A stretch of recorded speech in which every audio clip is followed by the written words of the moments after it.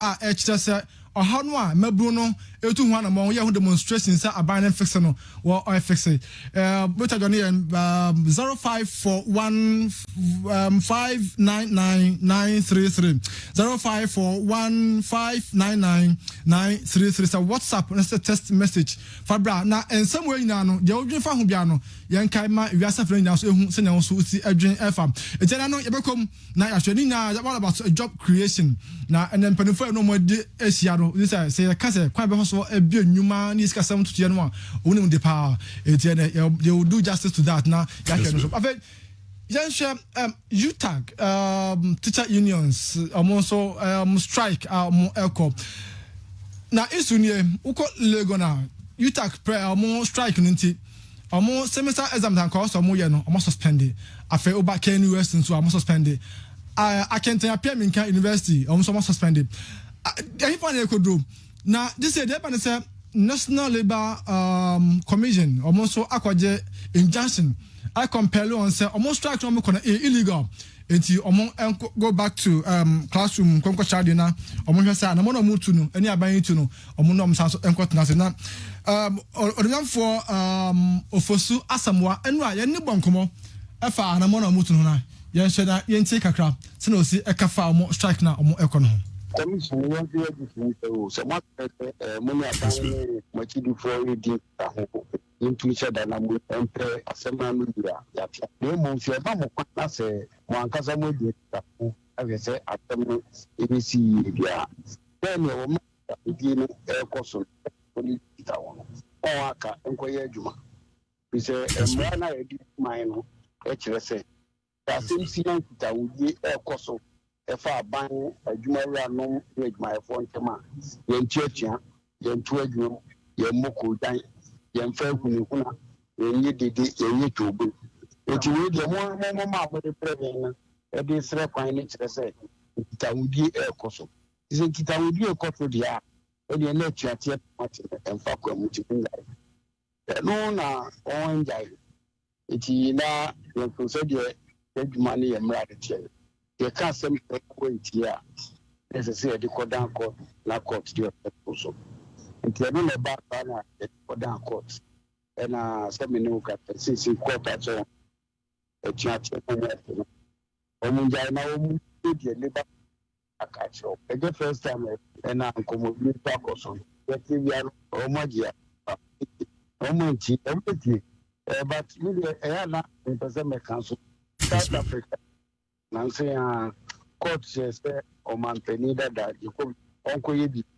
ena o ate ti nyina yi ti court says ni onko dem usumi ono kwa wa ti nya ti ya papa we go court ni media FM MPP da nado presidency of court if I elect a court say you mama le opportunity if you are president or who are you mama so I say so a continent I don't think I the omuni so right well executive secretary the National Labor Commission ora fosu asamwa ne someone ra woni bank bona national president the UTAG Professor Charles Mafo and also Eka say HA. Oh, so I'm going to Mabel Chiaku. Let's say and Ramuno, among the young striking, a young calling off, and as the entrance and young Cochadi. I the attorney, it's a grenade, she said, I got to put in my bow. A uniform limited and no Mukuno. And to them, I'm a first strike. And as executive committee, my first strike. The cat everyone was here and call strike now. And that's the executive committee as a call on the strike. And this I will catch him. It's a kind of dano. Maybe that's the executive committee meeting. Say, you're more boy, one, a bus as you know, Asia. You are doing good at home, your friend lawyers, a bubble, the 3 or 4. Now, you could be a law assembly. We are lawyers. And the another you go to say, if you Monday, Hobby, you bet you share. Now, you're going to be there. We are doing the same. We are women. Child, they are now my no. Yeah, you're going to why and Cassie. If you say, I still see the family in Tema. won't see the Babaco, no court and Pocati Babaco, on your if you say I will push up. If you ever strike, Kessben. and son, Ben, no, and San ever strike. Never commission your command crater. It's very near a dear and one by near catch up some moon to a muffle. My mom has said. The condition of service na and on the moment you have brain or maca on what and also Masibre. And Sana, your boy put 31st July near to Sana Mon. 3 weeks earlier. Now what you when Munia Catcher. Yeah, and 2 among you. Lawyer, thank you. I thank you to Professor Charles Marfo, or no national president at the UTAG, Mukono, Ebo, and Commodum. Now, you Professor K.O. Apia, or associate professor, School of Business, KNUST, I don't know, EBCF, Muna, Bonkomafe, Dr. Smart A. Sapon, a senior research fellow, Center for Social Science and Research. Kumasi Technical University. Now, Mr. Godwin Asamoah Newlove, Executive Director, Center for Economic and Business Research. But if I can say, no mosia yedi enkomo na afi ahwesen. But brother, mami nkwa amanasona. Mene lawyer Ohene Amankwajan enkomo, where the host of Democracy and mitimu na afi so Punch. Na we private legal practitioner, we political analyst, fancy strategic communicator. Lawyer, anyway, Yamajo. Akua Piesie. Now, it is a bit of a code here. Obadi Adam Hoy. Now, I am Sebastian administration there. We are good or home power administration. Nana Sabaka so to be in Kabitiana. Administration, there's a Enyamina Mayor King of administration. Like I now say I've been 20 Myanmar, but in the flight domestic airlines never see any become because weekend way the way I fly to one day if you can ever come it is any supply and there was a domestic flight na airlines in every become na it's member and the amount to Sure. Now, I lawyer, I say about some today. Unia Nanabi, Buffer stock. I don't know. Say, Yabo Nisoko about chairman. Oh, yeah, the decline. We no. Any day I want to say, Yenu Aketwa Nanabi. What do Pempenso? I would do. Also, you'll be a born homeward in Pie and Brana contest. Yes, support to night dinner to a way in Masi.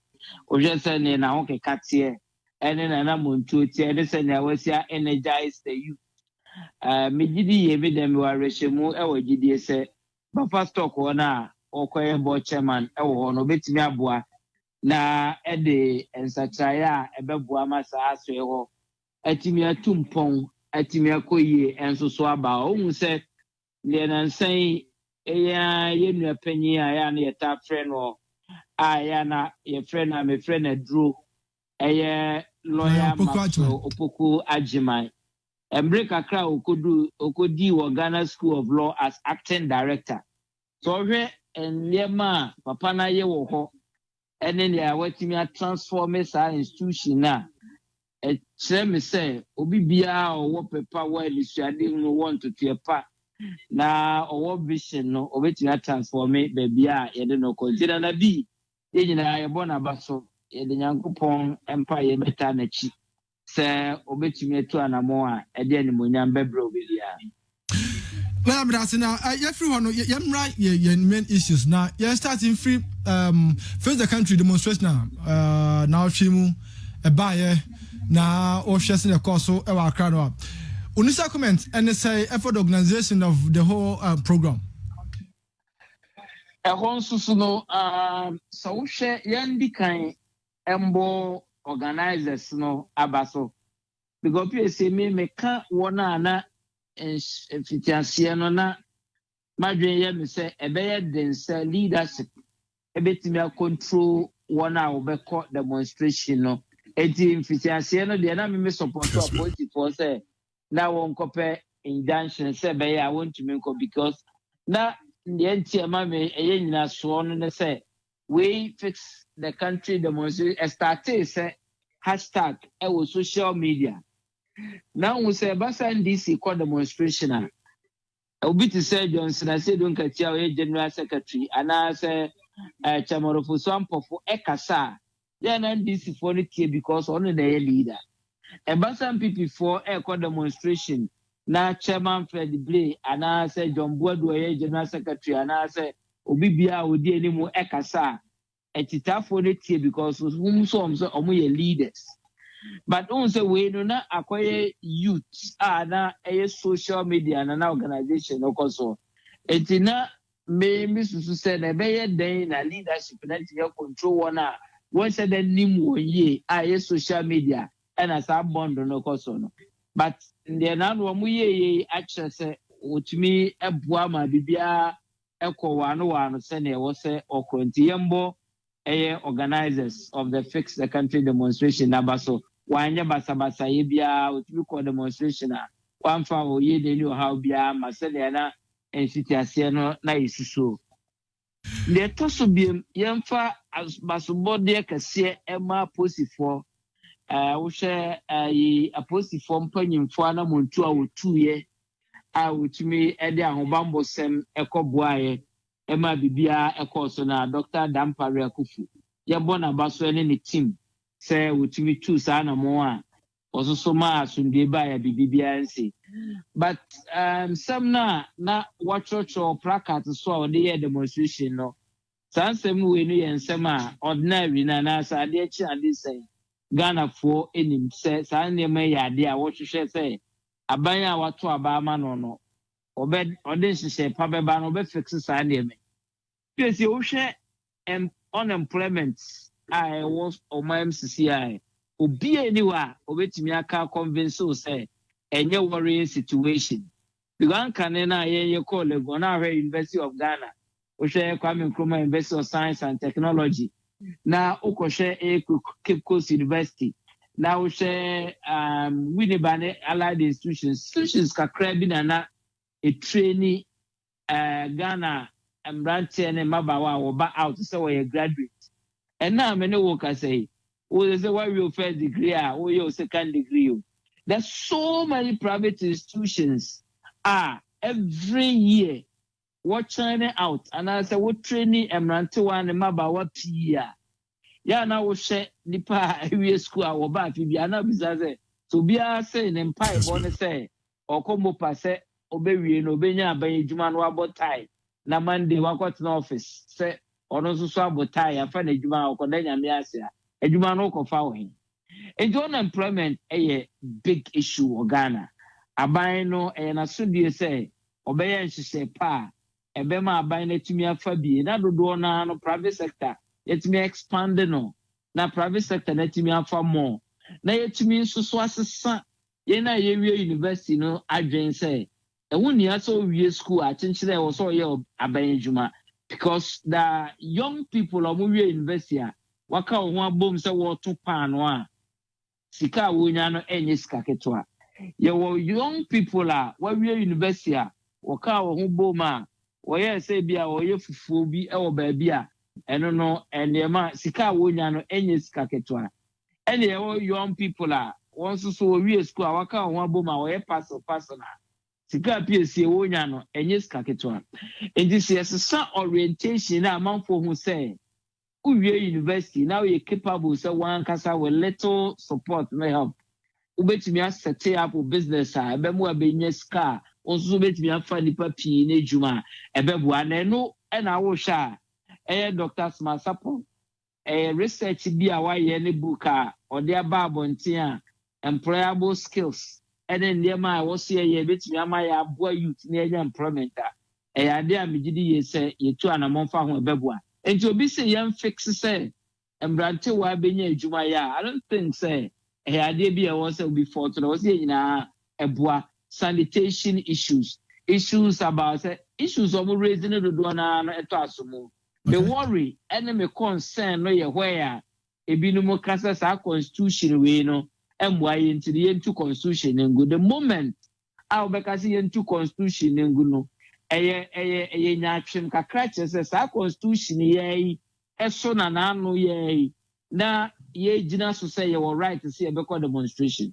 enye enti sana It is the constitution where now and fundamental human rights until you say your right to demonstrate until you demonstration.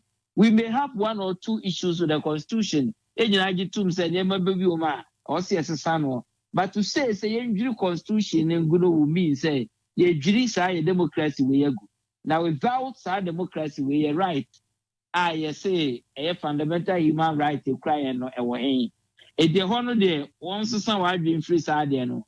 Now overly near ma any see politicizing as people near free or now you require in habit me a person fix it or my Ghana. Me did to say leadership. Ayo crucial say a fix Ghana. Leadership say we gusa will fix Ghana. Me no also so then you bet me a buani in fix Ghana. They can say we have done it. Na Ghana so so fix the country demonstration is in order. Other areas some person call other regions or something region or other places, no problem. But me you can cry this so we demonstration no. They present issue be and for mobile say address it. They be kwa bonten so say we na chete some obi akofie the same placards near ya now bisa say of what use and a better replicate the way our region there. But of course, that's the beauty of democracy. And you know, no best support na to me so one send was Mami Musa question we say Osha movement or more eba ebia enema nkoye yesika semonya yenya adwuma nya yakana meni ade no bebrebe na ba bia omo start free ba no boze enemu a na du ba bi na abaje hini afeni from terrorism and as a terrorist eba be hadwin because so ohwa much animal also say the disparity between the bourgeoisie and then the proletariat no that na so huge say as o mu fi say o man no na echiti na say skafo na say skafo no na echiti onomo a omu eni skani oni bie no enti o ma ye demonstration awie no ye dan na yetima sustain ni say emmeye jinsam na nkoye sa aka idafo ni asababfo ni bi o me nyini say ya hobambo for no so buko demonstration is say ubehu say o mu ko ni nyina no na national security ni bia na afo ni na mu about o mu ne ni tin they will not see them me nyini say wo concern say ban address o concern no here say what say koye to say Arab Spring ye koye ye say ye nko tu abanwa na ase nko dwiri me hu is that because the point is that now we can say the bourgeoisie and proletariat I don't know ye political science omo wanya bia diablo so ne wona akondi omo na odo say Ghana ha 1966 ye first coup d'etat issues are raising you know you better buzi abangu you know early 1972 the same issues that I champ for corruption and all those 19 I champ on one kasa so by and there was a coup in 1976 on one kasa ni General Akufo no no free on your friend say there was a palace coup and which in Rollins they be two omo free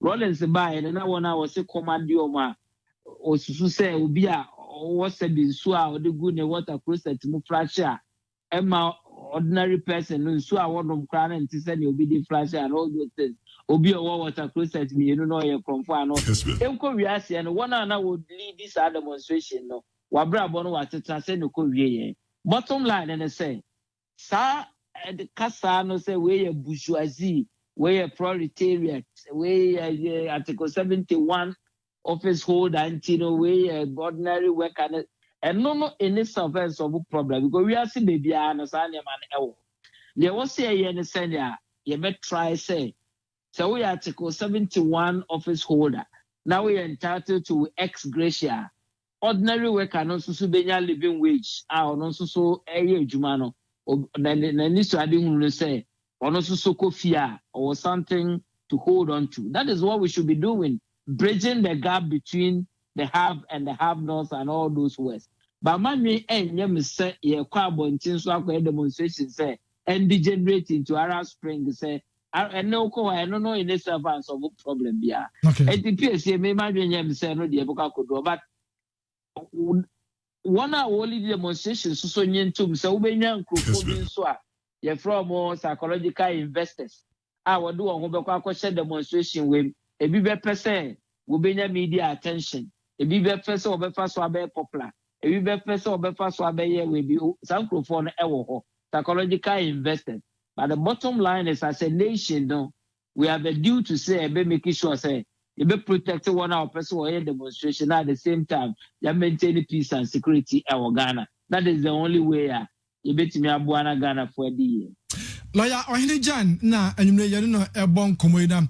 Lawyer, I don't know enam so na our besha teacher unions some demands are among the eba so you tag for abem not for class 4% no almost more rejected almost more increment no almost omumpe na the force send course in 1st October almost ebe started almost strike now yan share National Labour Commission for akwaje expert injunction compel on say omo enko na omkonko chadie but so who take you through sa processor NLC for FR so I compel you for members say omo enko back to classroom dem ko chade no ya be kan say yo hono se akwaye serious issue who say National Labour Commission no embra ene de no bae ene ama no asodie ene enjuma e wo se wodie wona asodie ba ko no se obehwe se so be to say you tax show or demonstration against the government we be try to be play mediation role and also we be mediate between the two now say basa fabi ente ne ho ase na onyan exhausted lay down procedure na say or two anabombia Emma Labour Commission no kwan se won so obekọ court say we go to anamo a ebe force we na ma wako back to the right thing. This is not the first time you who say National Labour Commission or to Mrika court akope expert injunction say be ya ebe force one also ko demonstrations that won come back whilst omo negotiating no na won ko ye adwuma e wo so wo ye eno anamo no bi e watu no but who say ye nuanom mrante wane mabawa e wo school ebi ye utagfui emma ebi ye utagfui wo fa ase no o student obi oye cheche ne bia no se ba so okọ demonstration one day na ya nchira akra de akra ya ne ha no enti me nya sure say ye utagfo de say wo tifie na nkra no wo we say examination na nka wo be tro wa postpone indefinitely and all that but a big issue is a conundrum because Kramben the be first be say you tak for will go back wa breko a wode akoma pa e de be kwa akọchira there na at the same time no see we say aban no so capable say ne a bia you tak for demand no animani mu ye ubetimi amiti you tak for demand we meet you tak for demand no other institutions and so serve notice say one so na nhwa wo so obetu anamo a you target no ya hwe ye bedru ba bi no ejinsemu a eno so no enkofa susanso pa bia embre o my Ghana no enti Ministry of Finance any National Labour Commission any institutions that can nyina waso die say ye be hwe kwan a be fa so amra kwan so ye betumi asiesie sansem we na emergency na abuama ye die because ohwe COVID-19 adia e dia ba oman ama aman no bi kra wo ha akatua waje wakatekate half ne ade no na rega na mpo ba bia ye die sisi na nkanyame ni yadi ni but of course e bi so be can say politicians no COVID by here enyina echi no still a waje ne a wo so waje and don't to mean you so COVID no as an excuse and all of that. My point is that there should be a resolution of this situation and I say unpass na e wo no madwe me say nkita wodie no koso wano a ebetimi a resolve ma yuta fa akọchire nkra na de na ya pakwan be fa so a ebetua wonka na asomdua ba na other institutions that have notice so abande omo be engage say be yempo a endu pempen so a onso so wode won ma begu o say won ko strike lawyer asam mi jam akono asam ba ko a pezaku fa do kan ye e wa bra na o be so ceremony or party headquarters na omo 20th anniversary omo celebrate no o se enema mo odin enti omo gusunso a omo ye nse be ya enema na omo so omo fix no omo fix na onum pefe se 2024 MPP ebedin kunim de obekura frank amudama MPP da man for e ka se Nenruho Sanko and Penecofado or Ben make statement, you know. Long of no me are dreaming. I said statement I'm Penecofado by air, no.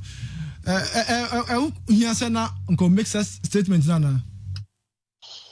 Oh, say platform, no, I was say, Lady Calbisa, I say, platform now, not president, a war, no, a platform, ben. Who say, you have a platformer, a woman saw no, the Ghana, Puna, a president there, but Oko NPP national headquarters. Na party no employing for NSA and I would do one anniversary as a political party and a political entity. In the statement, obey ewo hono ye statement obey say be a party for no ebe hu say ono anka so otusu sisi na ni suade hu wo edema party no den. And the statement will make here say a woman say your potential flag bearer will be our chita for party no our born to adie. Then so no also when you who say the ultimate and I say adie be and when you say a diama party na adie be buana party na GA ne say NPP Sabria what this way will be handed over to another new patriotic party flag bearer and I say new patriotic party president. I'll bet twa and mapa na by no sasia or no so. Anything you should expect say that statement in the be free no waba because party no share any muso bet be free no say we campaign and the papa mobile party no as a leader no then all country one and all country will be as will be anyone interest na so saying party na nkasa interest.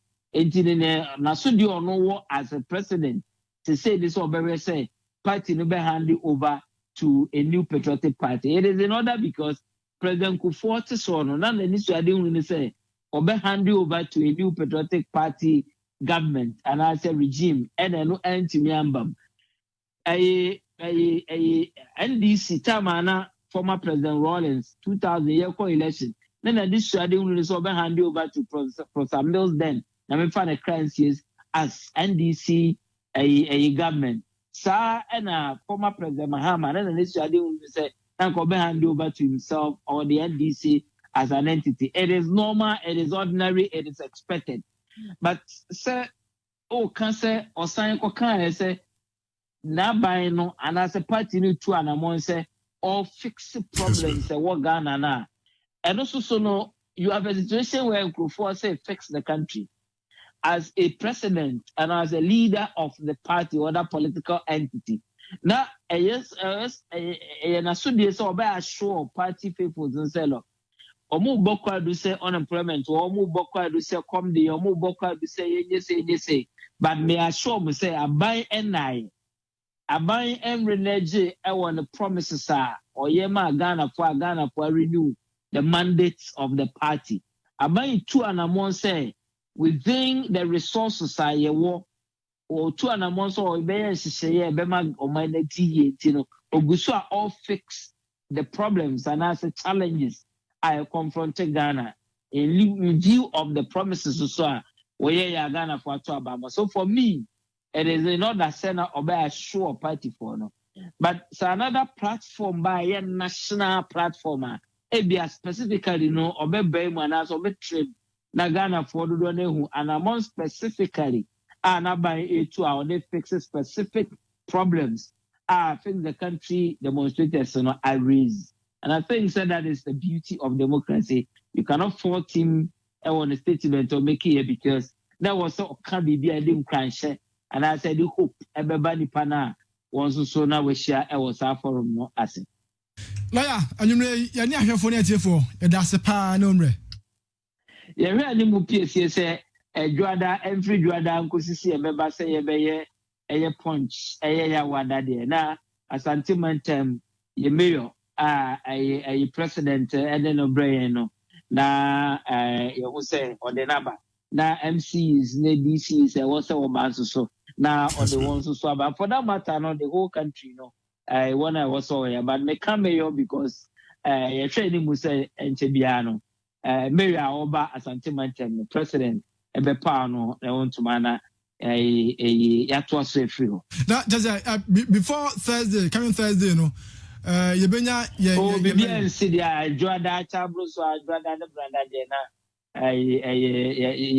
yehu let's list number na efunu anya bia because they actually income me your mama ayo na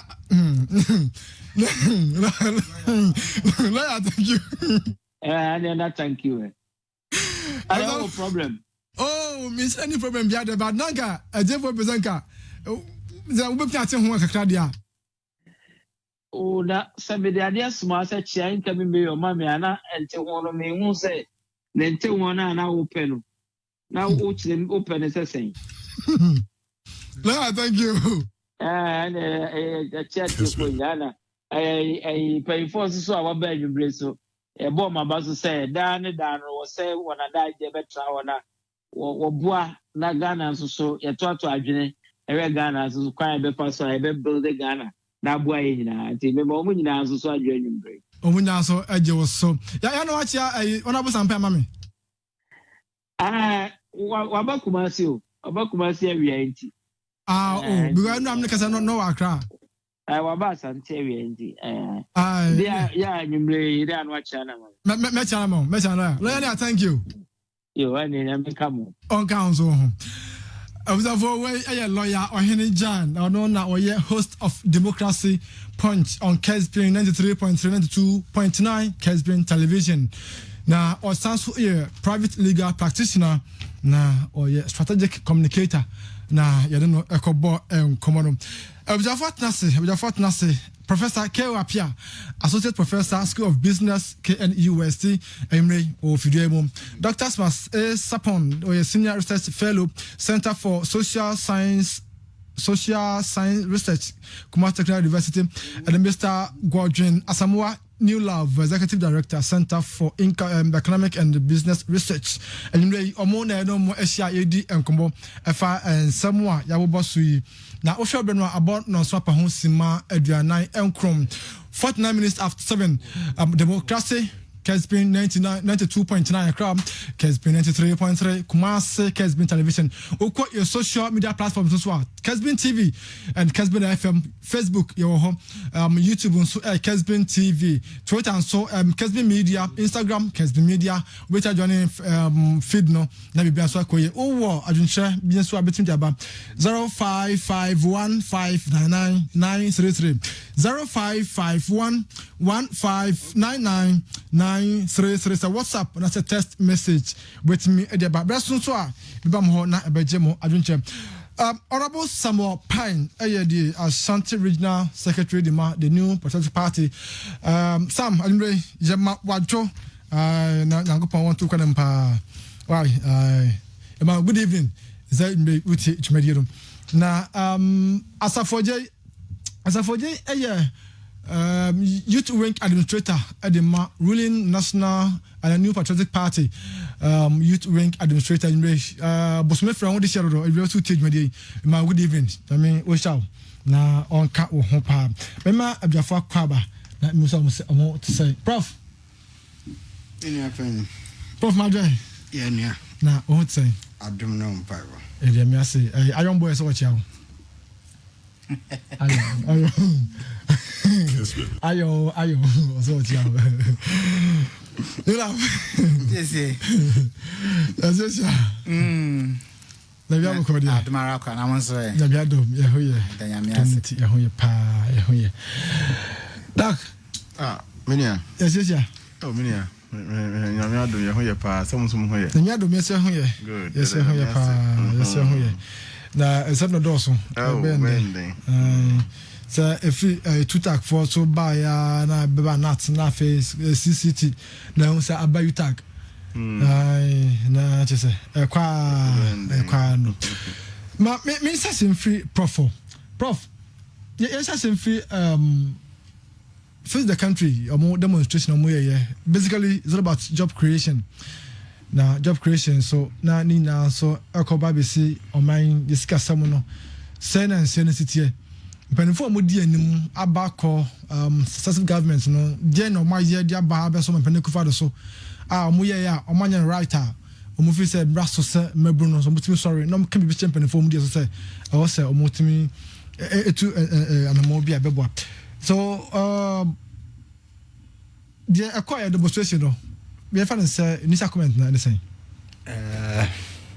in fact kunya isa na menchia otikoko so na menchia mikrom hime ba for kwaku amwaten the fourth na fe menchia tiefo nyina so majebre na omo se o madaje eni omu data na omu etie ensana me pass comment na me kai emre bi etwa mu NPP4 launch your manifesto. I'm about me kasai. Sanka with me up by no mamia. Now the bottom line was suffering. They talk about fishermen are suffering, farmers are suffering. So we bet me abo amamia. Nanka etimi a creative background no okay farmers are suffering, fishermen are suffering, and industries are suffering, artisans are suffering, and kayaye are suffering, the disabled are suffering, and men are suffering, women are suffering, and children and Ghanaians as a whole are suffering. Prof, where now what can happen no? Salvo is now when can happen. Okay, the okay. Are suffering. Fishermen are suffering, and industries are suffering. Artisans are suffering, and kayaye are suffering. The disabled are suffering, and men are suffering. Women are suffering, and children and Ghanaians as a whole are suffering. Prof. And I'm sorry. Ahokyere ana ewo oman ana Ghana for de ho abufuo eto aba edema NPP ana NPP ebenya akonya no ana omonso ede eye adwuma sa Ghana for na etisi krom na omutisi krom no enema ba omi akeka ye nyina no na egugu omo apply class no so enti de amemi hu ni se sene ye tie sikrom ne akobisa se asama ba o mi aka ye ni na enne asetena wotimu no asetena no tsan ne fi se Ghana for dodo na ebeka de ba o mi aka abrebi a etwamu na de amemi hu ni se oman mu omo hotom any article 71 holders. Apart from article 71 holders, say enyam nwanwa se striker ekokosi obia de no ho bajimbe because I share ya inti amwa report ni mu a kire se Ghana for bu afupa san se article 71 holders sika omogie any the a single span for Giano gap demu no gap just say a mus ye pa yanti amwa report ka say yenya road map bia ye betimi de abridge gap no say ochina na sa road map no beba minim sir na watchi a edaya nimu ne beba minim na sa niema we nyina no ana akwa se kofo atiom ho asi krom obi awie school be 5 years ago still or hwehwe adwuma ni omanum ye kwan enye ti wenum nyina na ahye youth no kutupa a bra yare kese se aba no omo se ani afanyinam owo yes krom ne ya ye kire ba arahosɛm baako a mehu yɛ nso ne sɛ anka mɛpɛ sɛ nka ɔmo yɛ yɛkyerɛ na nka nneɛma no a ɔmo atwerɛtwerɛ no na nka ɔmo de akɔhyɛ panyin bi nsa demonstration deɛ mefi sɛ yɛyɛ na yɛde nneɛma no yɛtwerɛtwerɛ a wotie ɔmo a ɔmo pa kyerɛ sɛ nneɛma no nyinaa wɔ social media nneɛma no nyinaa wɔ the things are not far-fetched. Many almost answer your dream bebre, send your man so good placards and so on. And who here say, Omo de Vetro, now one who say, Sanya Mano, I was say, or fix it. And Tifambe been some minimum yard, bank a bay fair, some beside your good cratasso. A day atro, sir, and near my winny, and your pesser, or fix it, am I? Eddie kind your health system. Etosimienu ye kwan a sebe ekum nipa dani nyina ye energy because we need energy then you can have manufacturing companies in Tigana hana kwa ye tonaton kwa ye to ne aton and ye grow China economy ye grow Thailand economy, you grow UK economy, you grow US economy. Konyema be bra, ye use Ghana hano. Seven, ye nyano Ghana ha. Okay. Esan se ye nyesa nye me nyina wa Ghana haninti. Abuama unemployment. Doso wa Ghana. Prof, you be caught in some power because all raise question we should be say why demonstration one pe be en krata so say in fact papa dey be yeah how we say it here other ya yenko Facebook na say yenko social media now how na cost na no yenko show ye be ba ho na ya hwe amu demonstration mo ya wie no so what next na ye ku anim no adwuma ne ade ni na no say the city nti be ba ho na afi ya ba kum ye pa tina me ko ni la voda ya show ni la amu demonstration onisa comment say well Piesie my main chair tifo na Minchia Professor Nedog.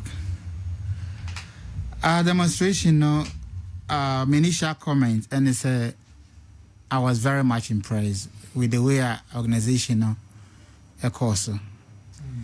Initially, no, police for me some frustrated demonstrators, and their mom in your cry. Inti, make I say, me no Nijan program, make I say, police for me, yeah, near my bedu baby, no. Citizens in them rabbi show monsem. So for demonstration na uncover police ni be amane or sorry ya obeko because constitution no my fundamental human rights you have the right to demonstrate but obeko akọje police me call demonstration to be mama protection na obefa wachi could akọje injunction say wentimi call demonstration na ebedu baby no nobody will go to the police again say or come on notification be abasa Crawford them rabbi shop monsem. Eventually, no, I think say sanity prevailed and court no ebuya say police knew who kind say Tambia on be blocking Crawford so eventually they had a demonstration. And I was very much impressed with the leadership, no, the way I go about demonstration, no, been see that to be honest with you, me who be demonstration am man so organized, you know. Me who be organa. I've seen a lot of demonstrations and a protest, but me who be a year so well organized. Leaders no make sure say make face masks available for microphone. Of course, you have few recurrent traffic from where the American say but they made provisions. And now they had demonstrators na amukra poly bags in your ma a yura eto for Monsieur Microphone nyina omo exercise nyina as they go if him be amu create nyina no mo a clinical I been see that it's unprecedented. So for me I doff my hat for them. I'll give them 100% for the demonstration when it comes to say Omo presented petition beyond I totally agree with them 100%. Wow. Because I'm find new thing be Emma abaning him.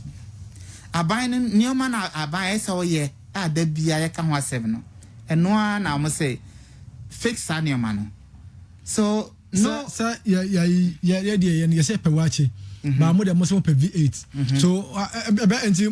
so no sa placard here which was one ka say yeah dey say per watch na mo per V o say once we here for watching once yeah per watch mpo adi a ye nya no mo de V8 na mo toto me ni say mo ndwen ye ho mo de na mo dwen mo because kakra na ye per di kra mpo no ye nya mo de mo nya di ama na aboro so ma V8 akese na mo toto okay enti no munja V8 ne to na mo first can no NC hospital mo first can no ento nkrofo akatuem mo first can be ento teacher for akatuem teacher for no so entimi enya bebi kakra is a president because a teacher upaso ye teacher be difficult say teacher no be millionaire but easy say politician there obey millionaire e ba sana sabe na I'm try so that is the essence say ye pe watching podi a ye nya no mo de mamia masese a V8 na mototo so nioma na omo eka no aban ni nyina de omo ka ye kai wo say sa nioma sa problems na ye wo no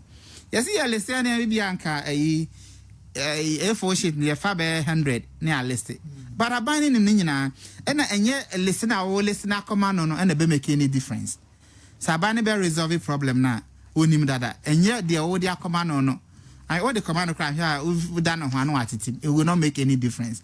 And for me, on petition Bianco Mobia, the people authorities know any what the people want.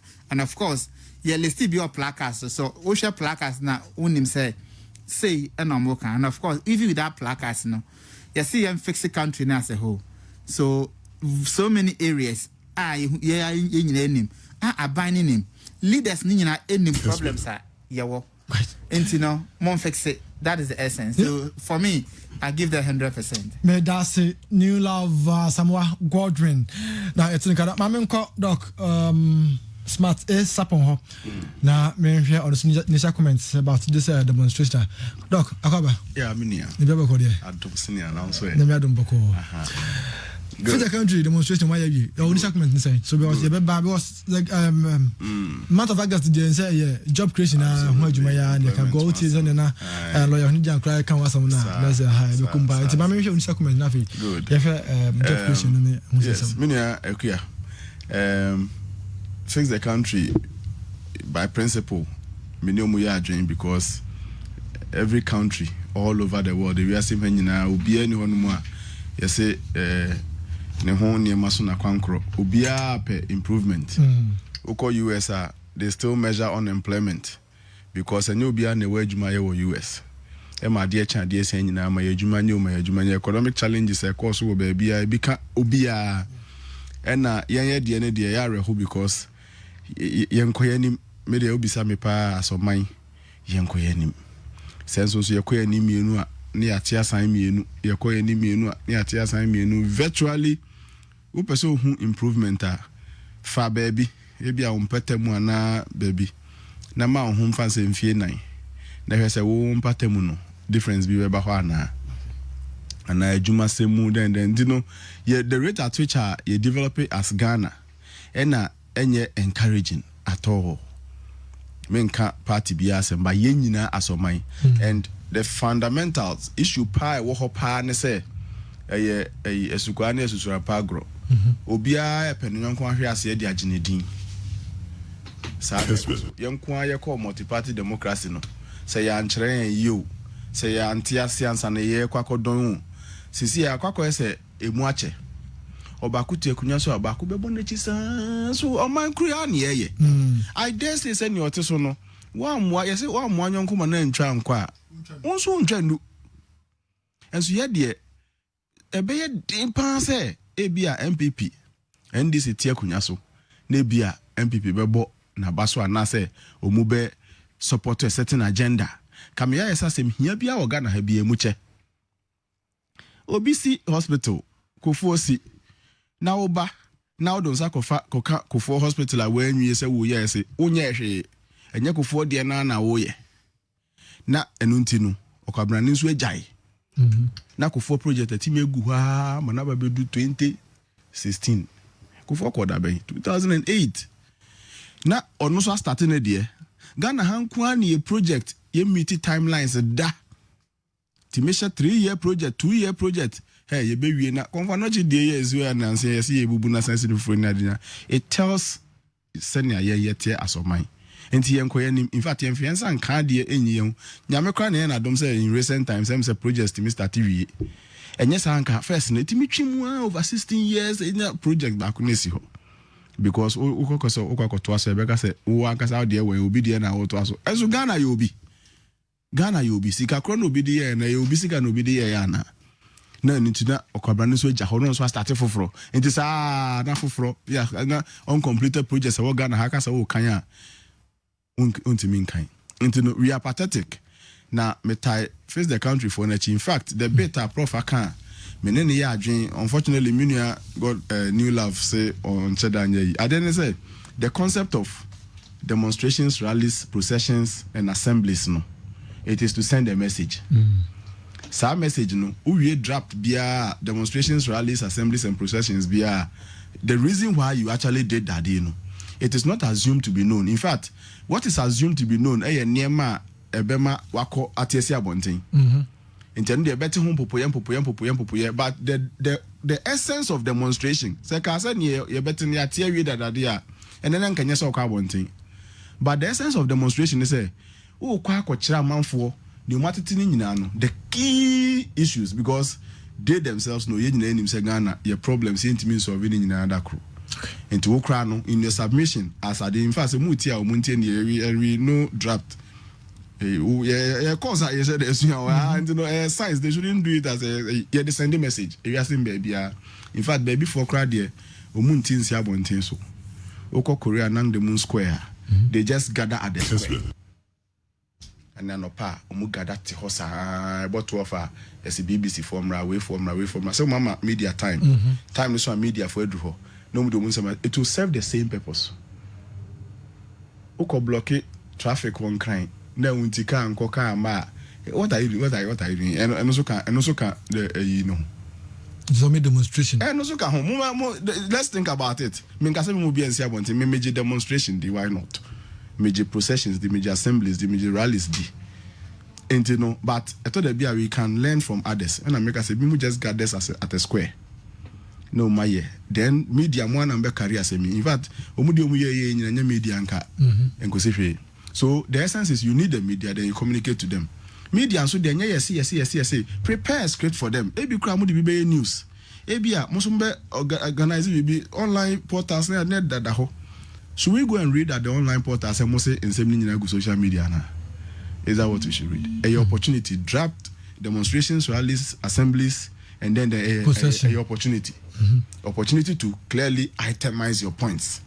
Nya watete ni nyina no ye pese ye chire ni 1 say 2 say 3 say eno kwa na ba be standard ye kwa be 6 months na hwese item 1 and item 2 am listed no aban anamo be no atu afa ho. I think say it is important and the omanye no the umu samre bi munye ho sa bibia o social media and I beg to differ. Right. Sanity of the you know I think say many a new love about organizers na baso me so me bo police for abaso. I think say the way IGP acting IGP ankasa minu adam para ankasa de ne hoji mu ni ade wo hwa ohia organizers no owie no san share ono ani police for and the meeting with the police officers I think say eno na me say me salute ni pa because organizers they we are sure say police ta no mu share pa but you shouldn't assume say at any point in time wo nkrofo no de they are omunyina wo adwen kro enti no so what it omu police mu why omu dan oni nyina chi na mre ne beso a senior IGP Dr. Dampare and mesre say enye nse na ho ye be ye wa sentimento mu a regional commander waha mesre don't assume your police officers know everything already o de you cry a child you cry refresher a key aspect of okay. Now the piano organize them like Dampare did. Now munu munkasa at the spot. Mo amukwe ye nisamo. Police intete na nye ye kotra ba ye kohwi nso ye koye ebia. Ye ne umakasa umso mbedi umhuni munso muni muhuni den. Otu akrafo no otu. Enu ntina Emma bibia in my view a call boko enti me come in you have the say me organizers na baso be but I think say also police if one also leadership of the Ghana Police Service and so much salute to omupa Dr. Smart Sapon na what ne Canada o hwe na bana o Japan sima edu mienu democracy 92.9 crab 93.3 Kumasi Kessben TV oko your social media platforms so obenya yen na ajoni obetime de wadun shaba 0551599933 0551599933 mo am hwe TV no say ego screen so na also what but after young resident prof yeah sure job creation I mean a big problematic at the amount of mine no a baby say your mama bunu adwuma nye so share I think almost every year nipa be say 5,000 say 50,000 say na say 15,000 and na omo ba bonten free school mu be pa adwuma ni na so aba adwuma and na ye be pa ye yenka se ye ba no yakọ school awie ntie ni ade nsa be adwuma but dey share universal education say universal education no uko no mu de no ba wa nka betu do nsa bibi but ye nyina afi say so onya aba adwuma ye ya o se oni adwuma ye say store bi bojo bi na no kra o se nya adwuma ye eti aban no say when city purchase omo ebe buama nipa best 1 million jobs now we so price 20 elections no aban ka say mabru best over 2 million na what me form adwuma na me peku fado ye kan no no ye say so how are we going to make sure ye nkura no youth no so anya adwuma ye ni aso je ni nya no o say da aban kwa so na Piesie prof say Ghana ha no emebi etwa mu no na amitiana smart maboa me god maboa me say champion kofa GSS ebae na omo technical skills technical drawing na botaye wo mu ni say Akra no benyina na o develop skills bia sebe ono a betime de aye adwuma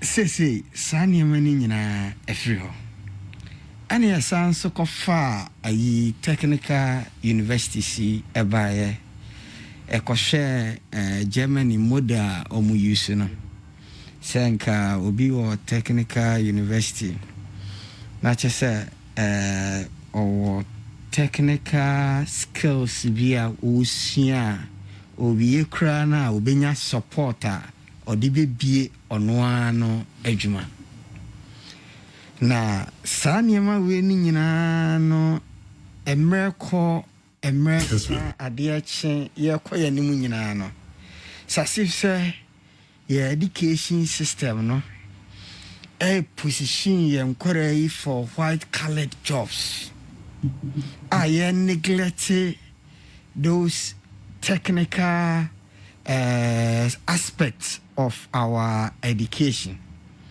Eti ehua kuhia se nimwanimu ya vetenase na ya educational system no se nipa he ana ye produce na nipa ya ye produce o makwa sector ben enti nkahu be hia se aban ni betu anamon bi se omo mbeye agri business ombe wie no mbe ko agro processing mu no ebia mema scholarship and ebia these are the incentives na ya channel safo yi nyina into areas ye import niema be bread is rice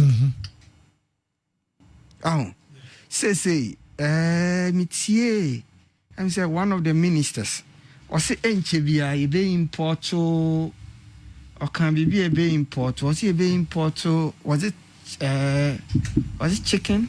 No, bro, Dr. Agri Minister, right? Yeah. Yes. Or say you be import to a bro. Me wa. Aha. And no say. Was it 60,000 metric tons of yellow maize? Aha. And no say o man when you do asu hua. Oh. Niswadi huna.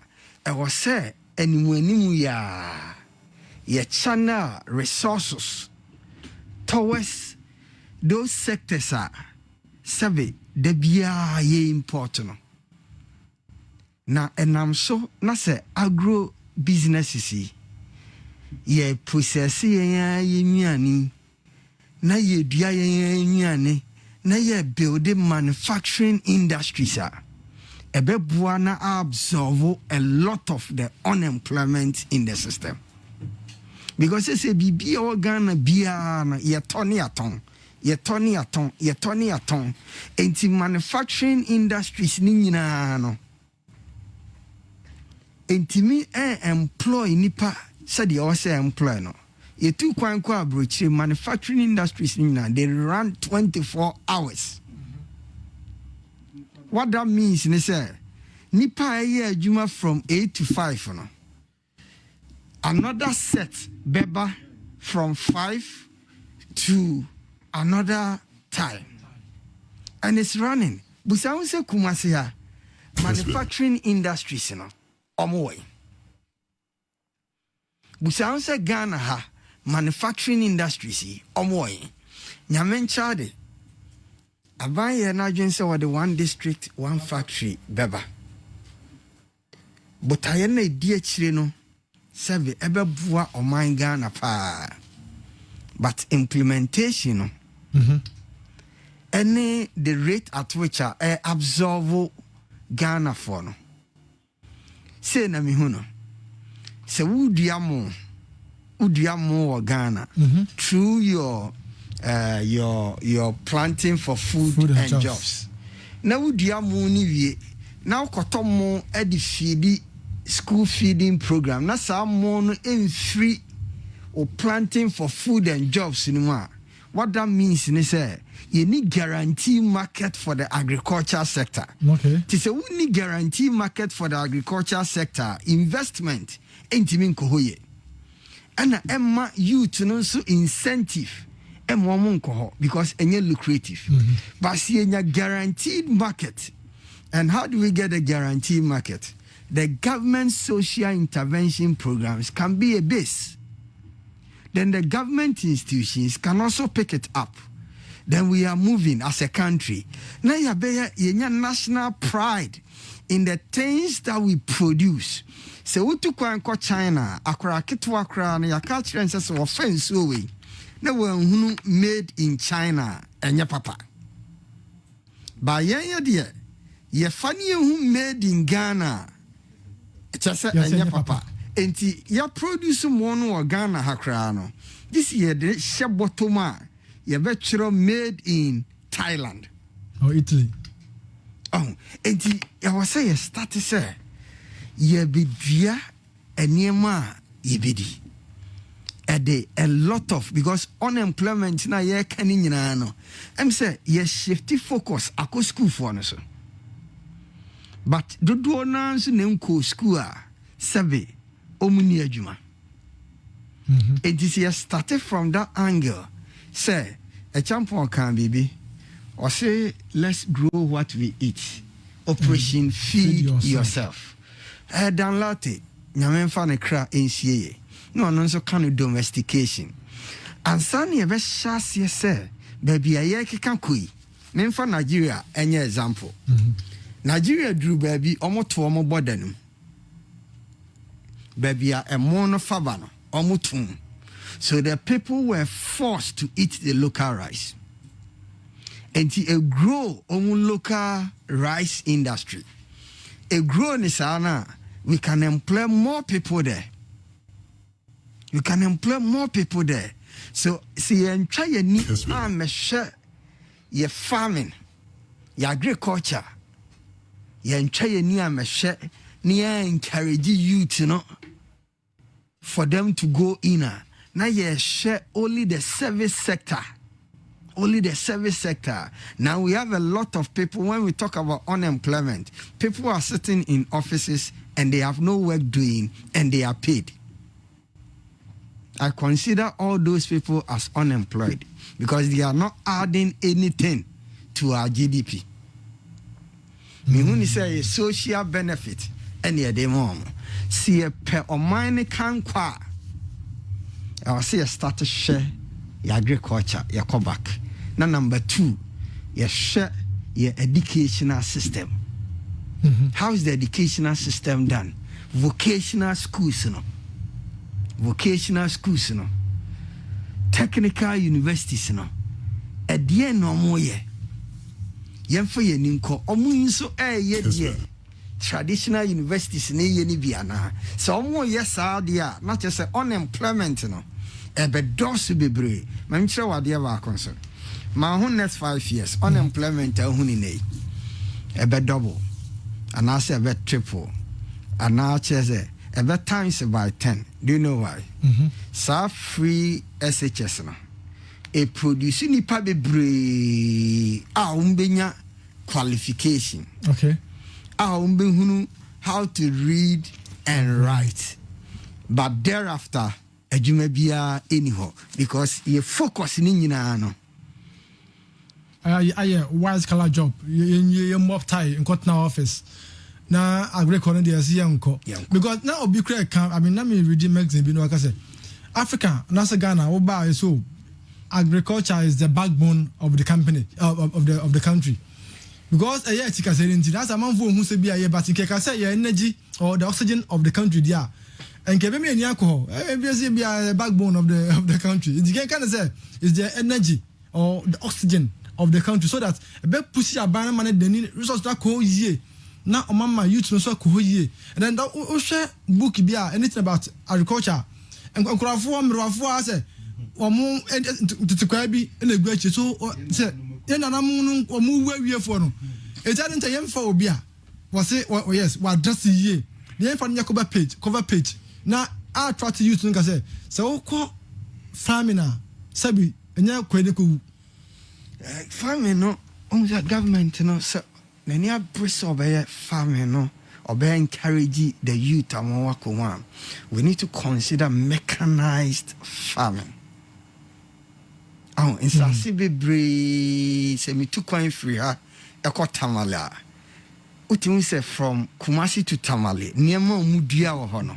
A bit me a feedy Ghana, am yet me cry I export to be. But the question is, market crano, edemo, or Maquine, which is where dear idea now, we try dear Navy, say ya dear no crown or the back room. Roots anyhow. And then we also have to look at the end with Diana Aswabano. How do we preserve it? So the beya answer preservation. And now no be a chemo mete say omo medua na mo anase den. Na omu su say na mo planting for food and jobs no. Amma omonya a lot of harvest. Now they were now crying for market. For therefore, so oh yeah, such a system where Kessben. you have interventions, but they don't speak to each other. And also, no, to also share, I fear a better also no incentive for farmers no, not ecoform, not ecoform. Oh, and I was see if I say. The ye emfaso bena edibe bre Ghana enye emfaso bena edibe bre ankrankra enye emfaso bena edibe bre mi party nye emfaso bena edibe bre nipa ba ku bia yenhwe Ghana kwanko yedie say ye poultry farms nyina omukoko queue for abro unim poultry farm bia friend busa no Obe queue the whole day for a bro. Okoto bro wa di be feed enkokono. No akotena ho the whole day. Okotwen se obenya a bro ato. Eno sa no na government no be identify baby aye what shortfalls nyina. Na what provide incentive ama man for alcohol. So what I say, what provide incentive? I encourage the youth to go there. Right. So for example, youth, so be call university, akusia agric. Now we na the agric never year juma. And she say na wo hoye day amount. Well, yeah, Professor Keo, Apia, na no, boy, ya on some as you know, Mr. Apia Kusi, lecturer, Dr. Elon Man, Technical University, was what shape program now. Was some kind of sort of chamu and saying, you know, also enjoy pa. And also Chamo. Pesa, good evening. I'm enjoying your program. This is Dada, MPP polling station chairman at in Suta Abonkuso. Dada, good evening. That's it. Baba Ajambori, we are more say, what better things as Nanado Danko Kufuado has done that the next president of the MPP, flag bearer of the MPP, come and continue. The economy is completely broken. Education is sixes and sevens, hunger and hardships swallowing Ghanaians because of poor governance. Face the rot in Ghana now. Facing the country is not the matter of we all Ghanaians, not the government only. So it's a matter of we all Ghanaians, not only the government. So we should all hold it on and let's fix it together. Dankwe so dia wode Baroski 1 or Baroski 1 that's a one. Face the country Sasa. We are telling the country campaigners that Ghana is in safe hands. My regards to Honorable Joe Gate, former railways minister. Dan Baroski dia wode dodo. Good evening. This is Gideon inside Asante Achim South. Watching this educative and informative packed program, Nanado should listen to us and stop the being adamant to our issues because it might lead elsewhere. Good evening to you. I pay attention coming NDC Deputy Communication Officer Bosomchi constituency. But Akufo-Addo doesn't need a petition before he can realize the excruciating hardships he has imposed on us. The fact that there's no war doesn't mean that there's what? I pay why that's me please, Royce brought JSS, not Achimota, as one of your parents said. A champion. Okay. Yes. Okay. Che Bafo at Jaso. Yes. JSS.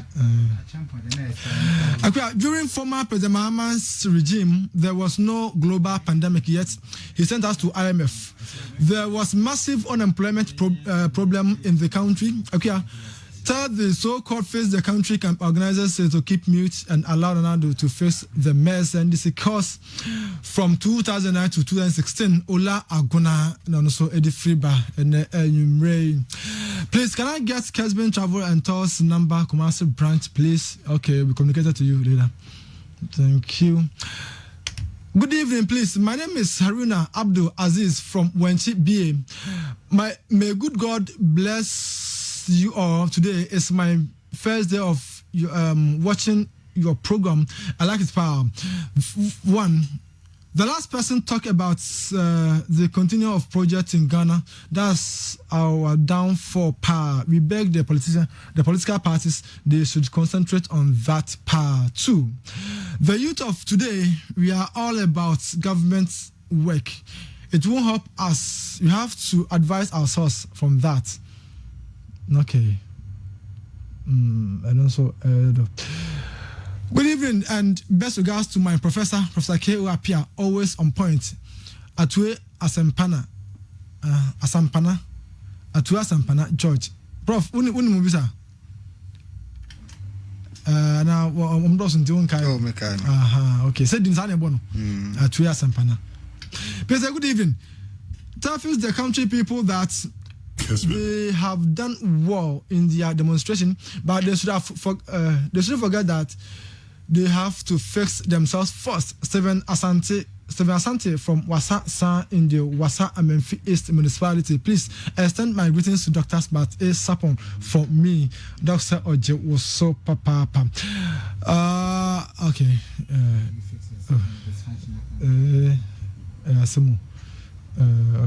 Don't call me at this given time.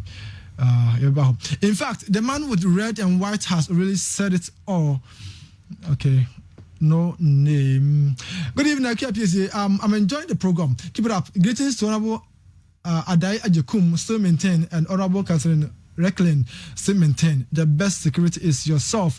We should all work hand in hand to protect each other. From Honorable George Osei Asumenin Kuna Brahuma Assemblyman Asamai, and also Eddie Freeba. About Nongofcha Pansima, the Mienu, Mamenko, Nilavo, now, share on also. Nilav, so the way forward. Well, you see, demonstration no and just one event. A reminder of the president and the government is our social contract. Okay. Now, social contract ne say obeye nioma ebeboaye as omai. Na oje constitution ni mu nso a e de bia hye aban ne nsa say in terms of security, in terms of development, in terms of job creation is an money nyina no.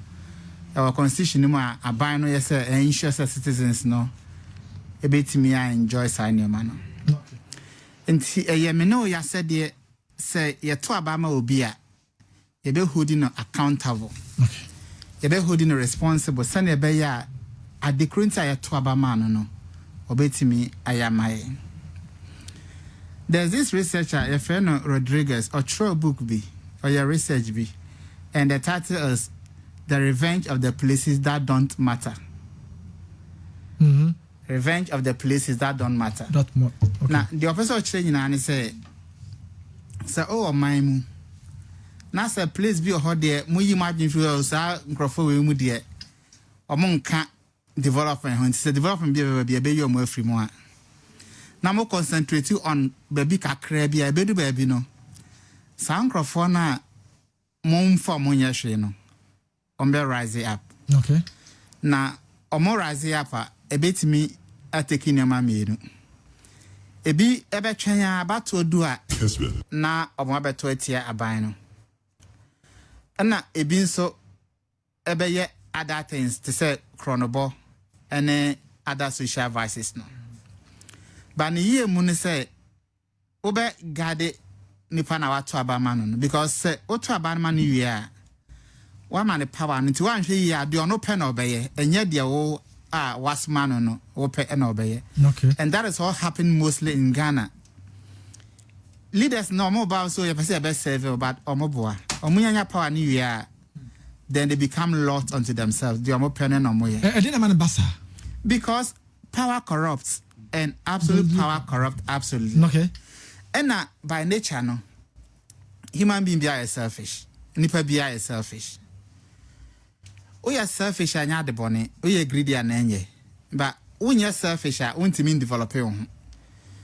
Because me pese me develop we could do baby. Inti no sa de na pese me nyan nta ba ma ye adwuma. Anya sa me selfish me nye adwuma se me nyiska. Me nye adwuma se me timi nya bibia. Into selfishness no eboama development ekoso.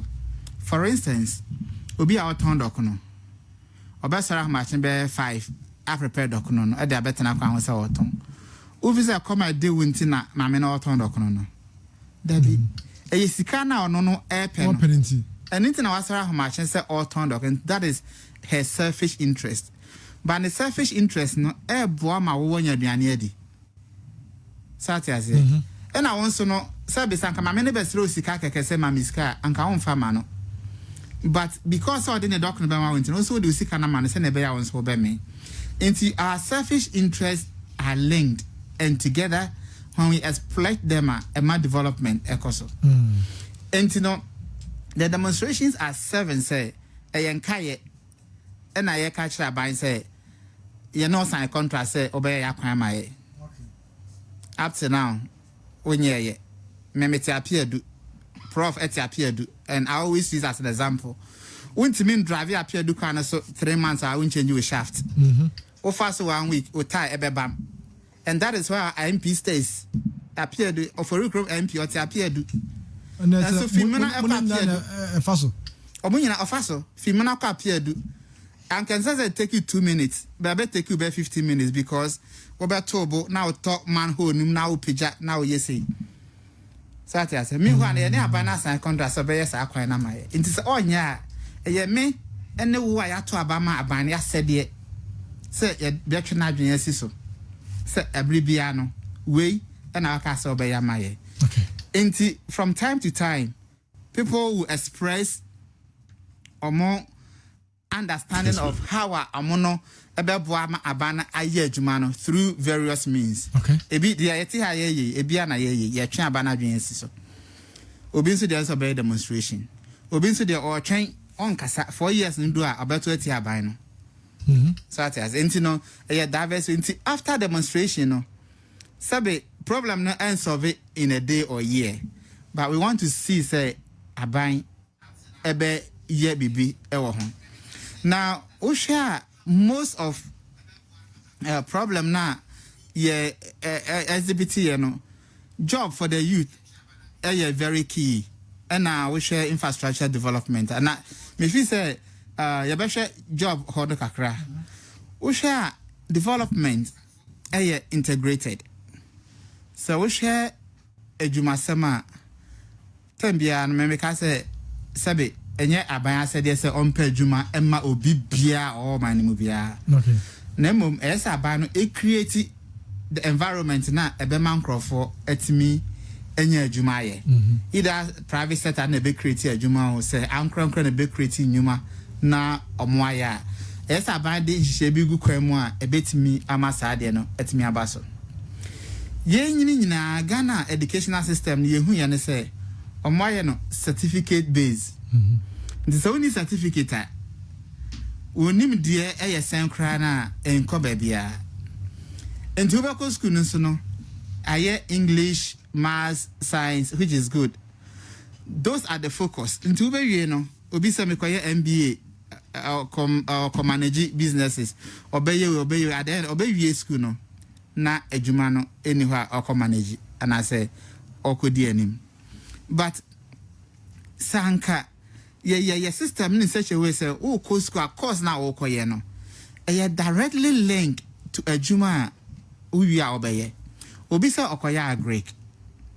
Now owie agric as a degree or person or working in agric related area, something that is connected to agric but not agric itself.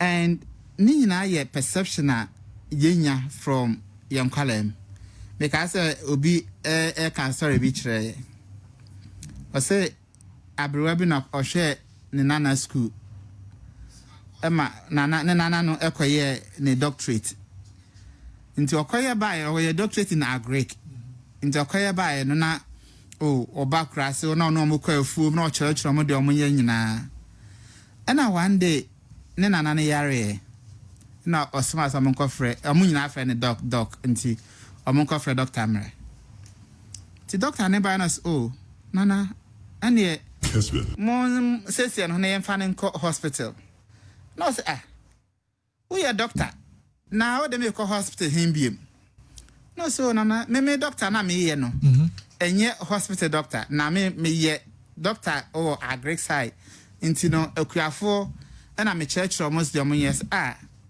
say ma to me sika go na me nim say me tete afuom doctor nti say perception way e wo ho a ma hu say obi akosku awie kra na opese obetena office bi na waye adwuma say obekọ na wakoye adwuma e wo ba bia owo nimde no it doesn't happen. No, we need to have reorientation of your system no of your educational system, and then you go through school system no yema practicals no more say na be ya ye school na we can easily fall on that.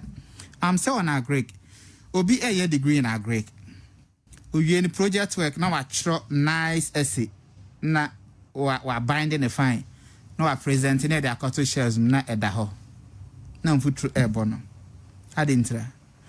For me, anka the best project they say, okay, obi school no, o project work, be 5 acres of whatever crop you want to do. Inti nipa ne be project no, or 5 acre farm, abaya mas as I say for project this animal man. Ufisa nipa we oye school or 5 acres of labia cashew, 5 acres of obia tomatoes and rice. Oye school na ni nko ho obeja say okakopɛ adwuma baby. Obewie no why well established. Na bia say credit facility kakra na bia school ne banks be ebe ye interconnected say ne be a bank ne betimi amani skama ne e dey expand there. Obetimi employ other people na ono mo aye adwuma. Eba sa na it makes it easy.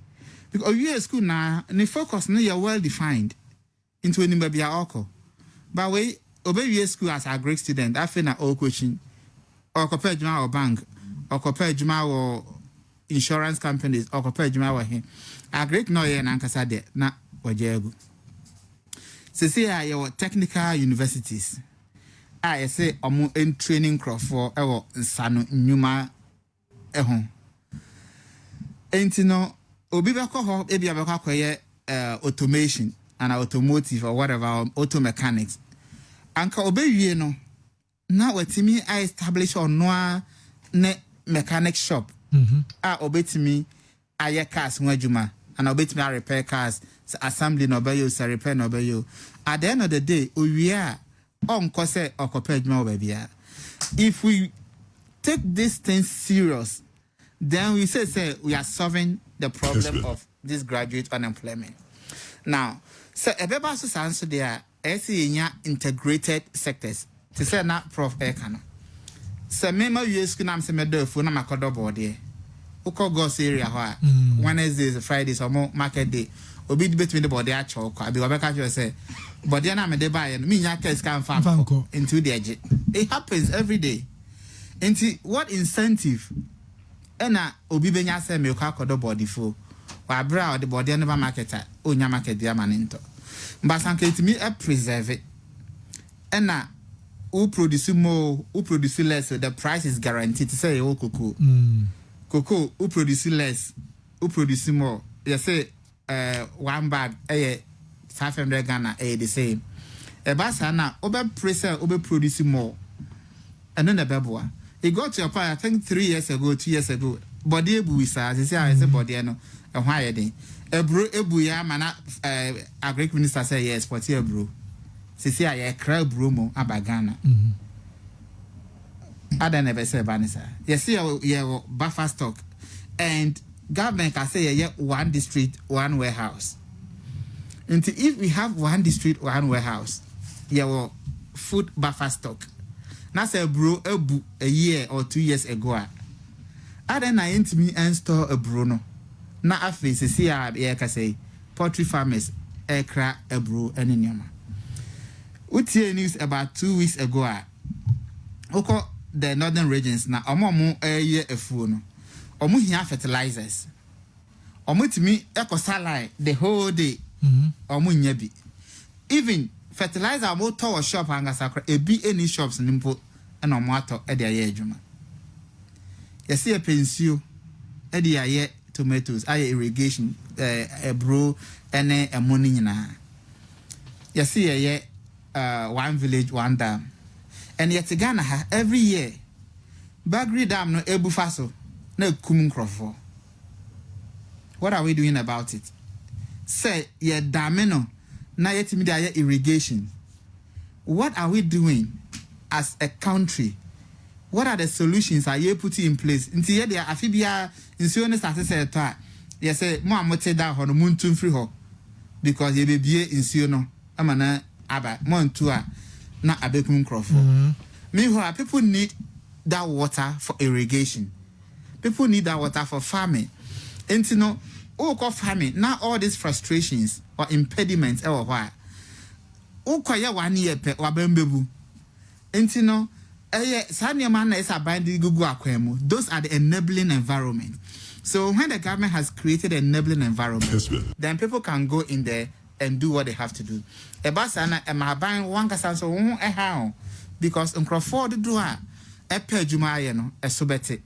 And I say dog ebi adwuma ba ko a enyo no kwa na be ye adwuma no wan fa kra no obefa mienu na mensan bi ebeka ne ho enti sa se nipa 10 na na pe adwuma ono ebi ye no 3 abeka ne o ma ye 4 aka 6 pe eba sa na aban also ohun be ha. Mr. Samuel, I agree sector no with the capacity to employ some of the youth now. I mean, Unsa now can say Ghana there I say agric is the backbone of the country. Agric has the capacity. Some can bet me I employ about 60% of the labor force in Ghana. If it's well developed.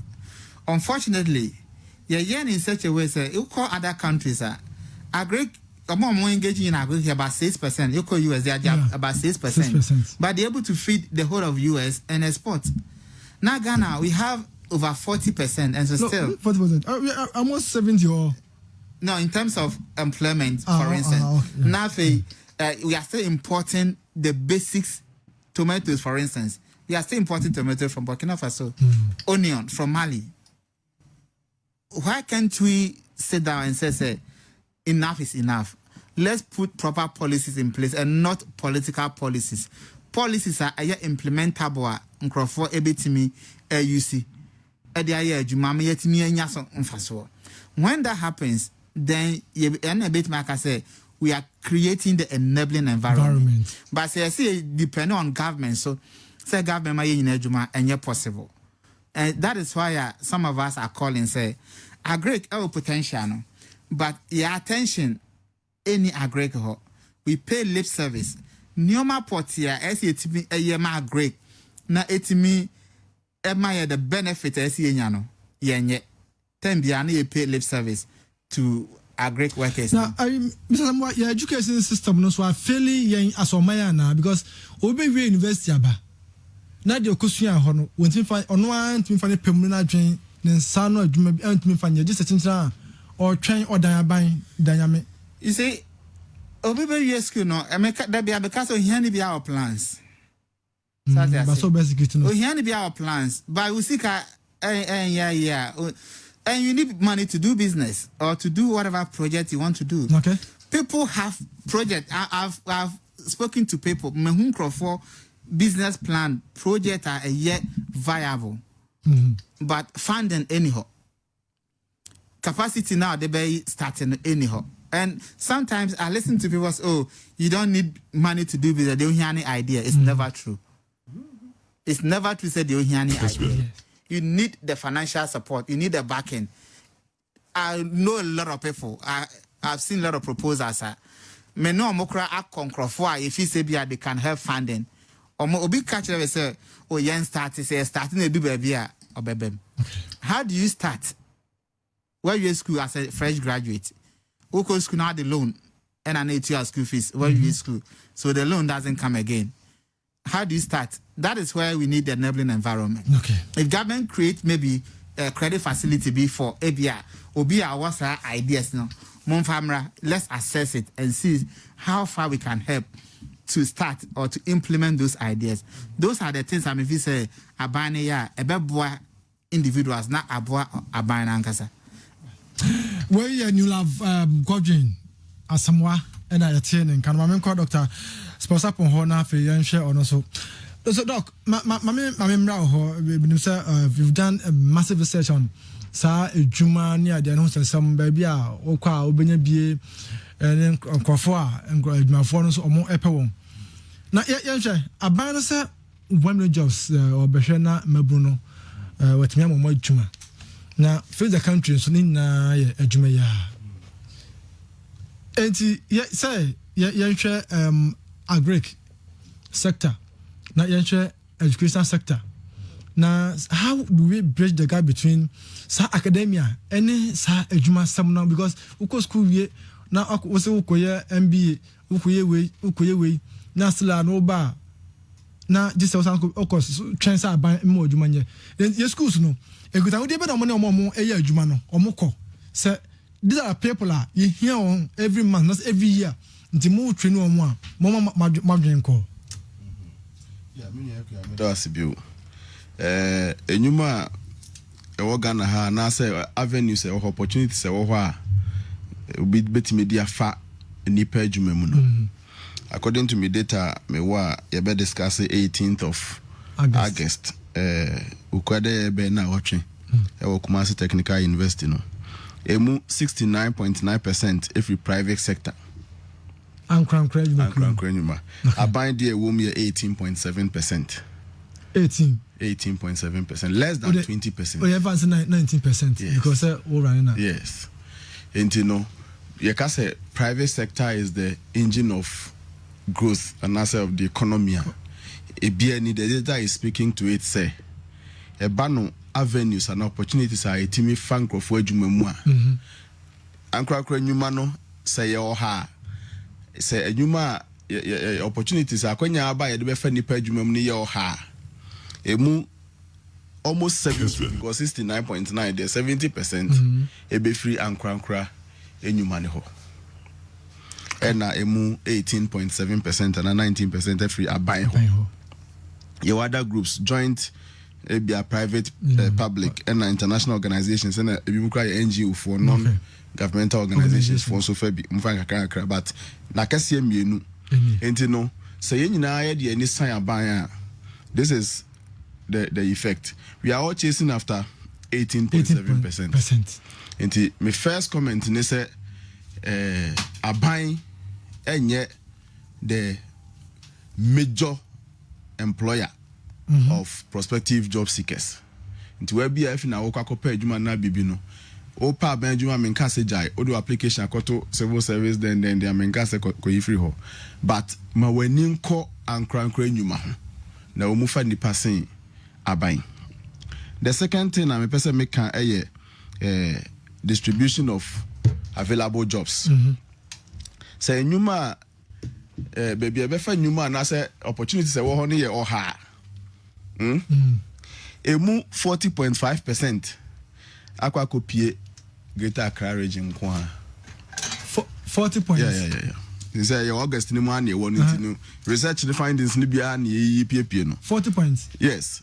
Distribution of jobs regional 40.5% of available jobs ewo Greater Accra region kwa.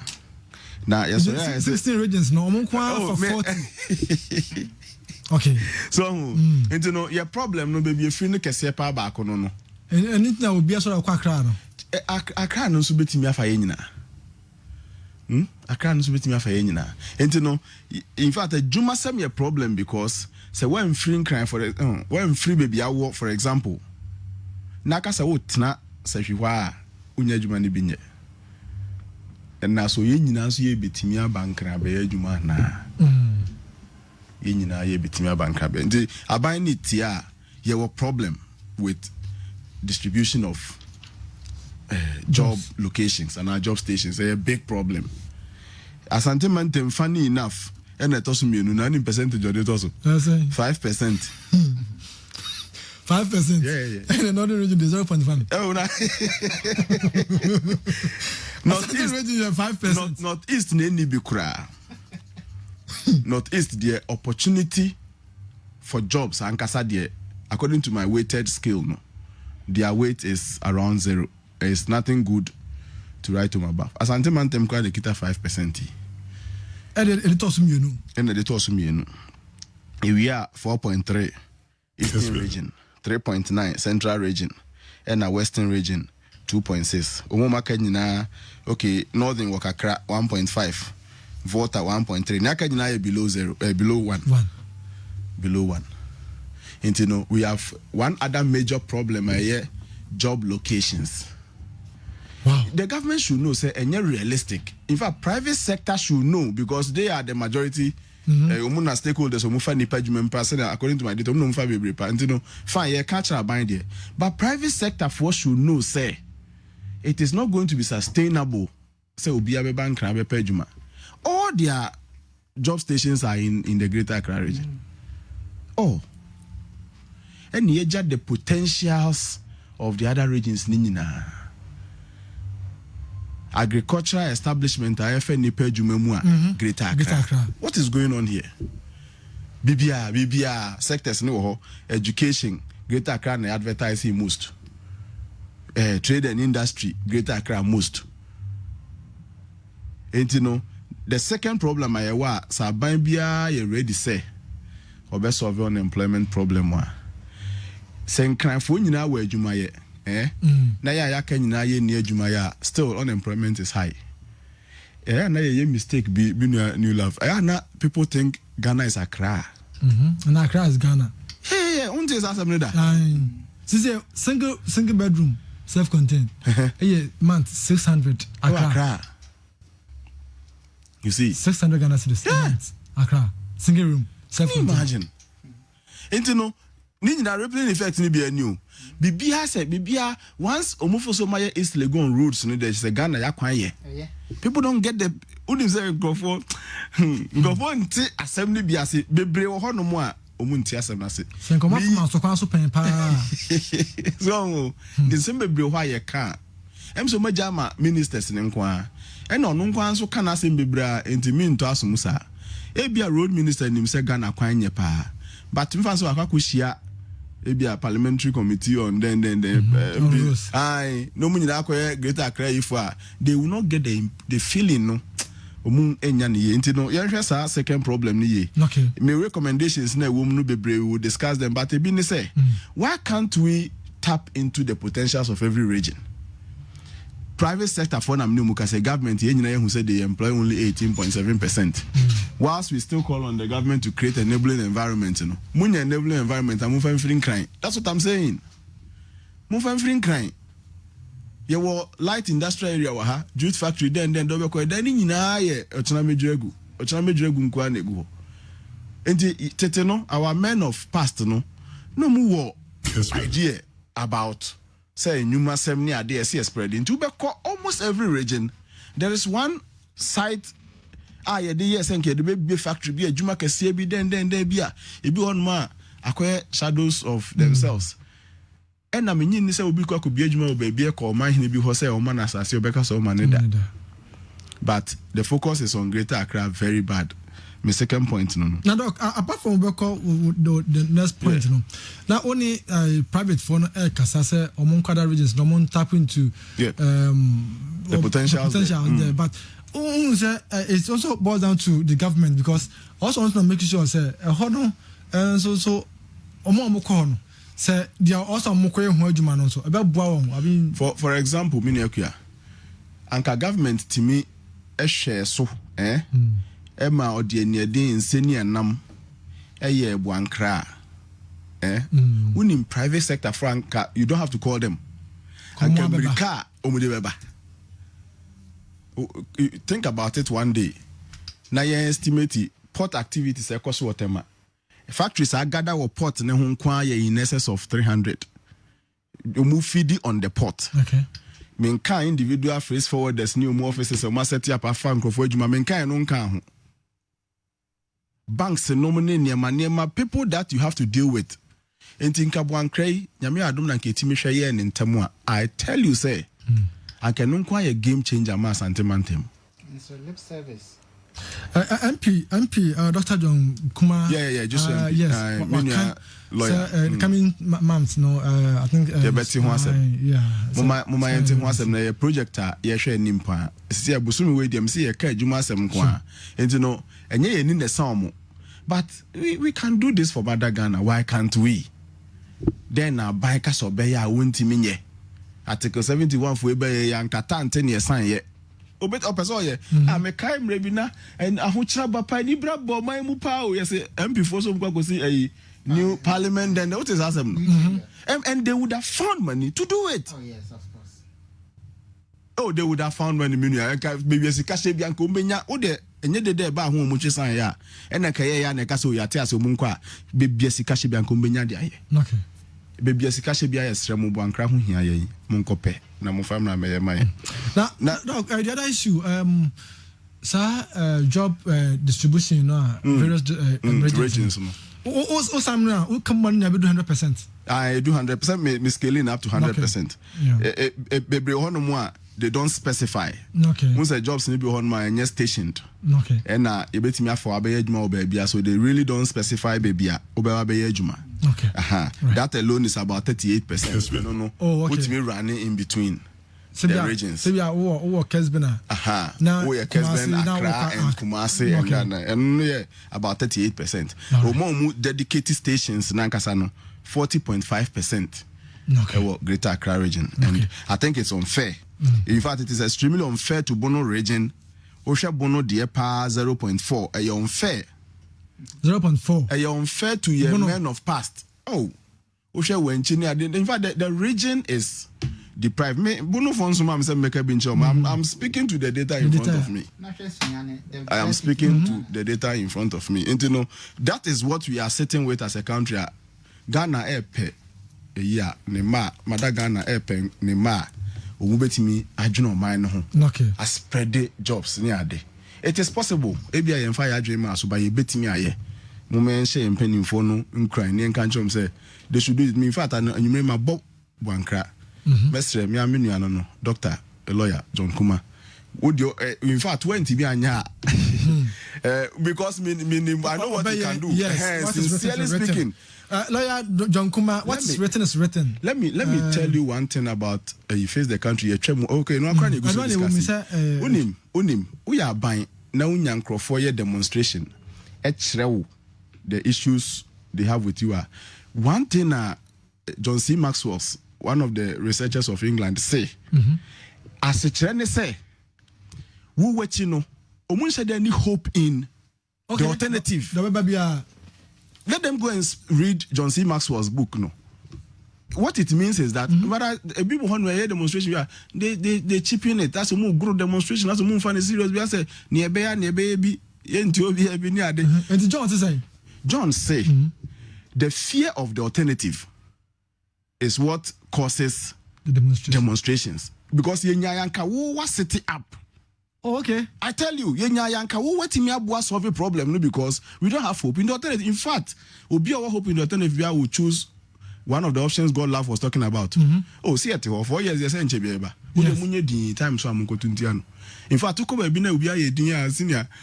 Yes your friend saying the silent then is more dangerous than the loudest then. Unyo because I know aye din no masa unya hu ni timasem. Otimi di ni timasem chrogu paper so. Actually say we can name any bia. Wo yo mesika na kosi sen. Face the country for no beside. Na mo ansika no. Akosi sen. Abai, don't you care? You think it can just fly into the space like that? Face the country was akosi sen. Don't you think they have to answer? Who feels some cancer baby also much until be tinya betena krum. Ghanaian na one obi enimu no. Betimi you guys are saying abai here na juma say no say you have some engagement. Moya engagement na moya on behalf of the Ghanaians na moya afa. As you see Akwa engagement say twemu say head you afa asam no ase obia ye. Meanwhile some of your citizens were involved. Some of your citizens were involved, were they not? Where some of our citizens not they were involved. They were involved. And so media, I mean just a quick one. Sure. John C. Maxwell say so you are buying. No unya nipa timi si abonten ka wa asem kire wo a it means they don't really have a hope in the alternative. They should read and get what I'm saying and think about it. Man ya dia say ne wo na ya dia ni ato so aso obetimi solve your problem ya kan no amfi en dia then we'll go for the alternative like that. But the main reason why people want to speak out is that they fear the alternative. Okay. If they like the alternative, they will let you continue fooling. Oh yes. O time beso. We show me nkasa. In fact, I advise me yes because my friends in the other side may think it is me. I'm not interested in any of the politics they do. What I'm saying is that we are buying now for the next 4 years. The when young Crawford can be say ye way yo. Say omunya ya. They think you should be able to fix. In fact, opening and now do many of us think he should be able to do a lot of things before.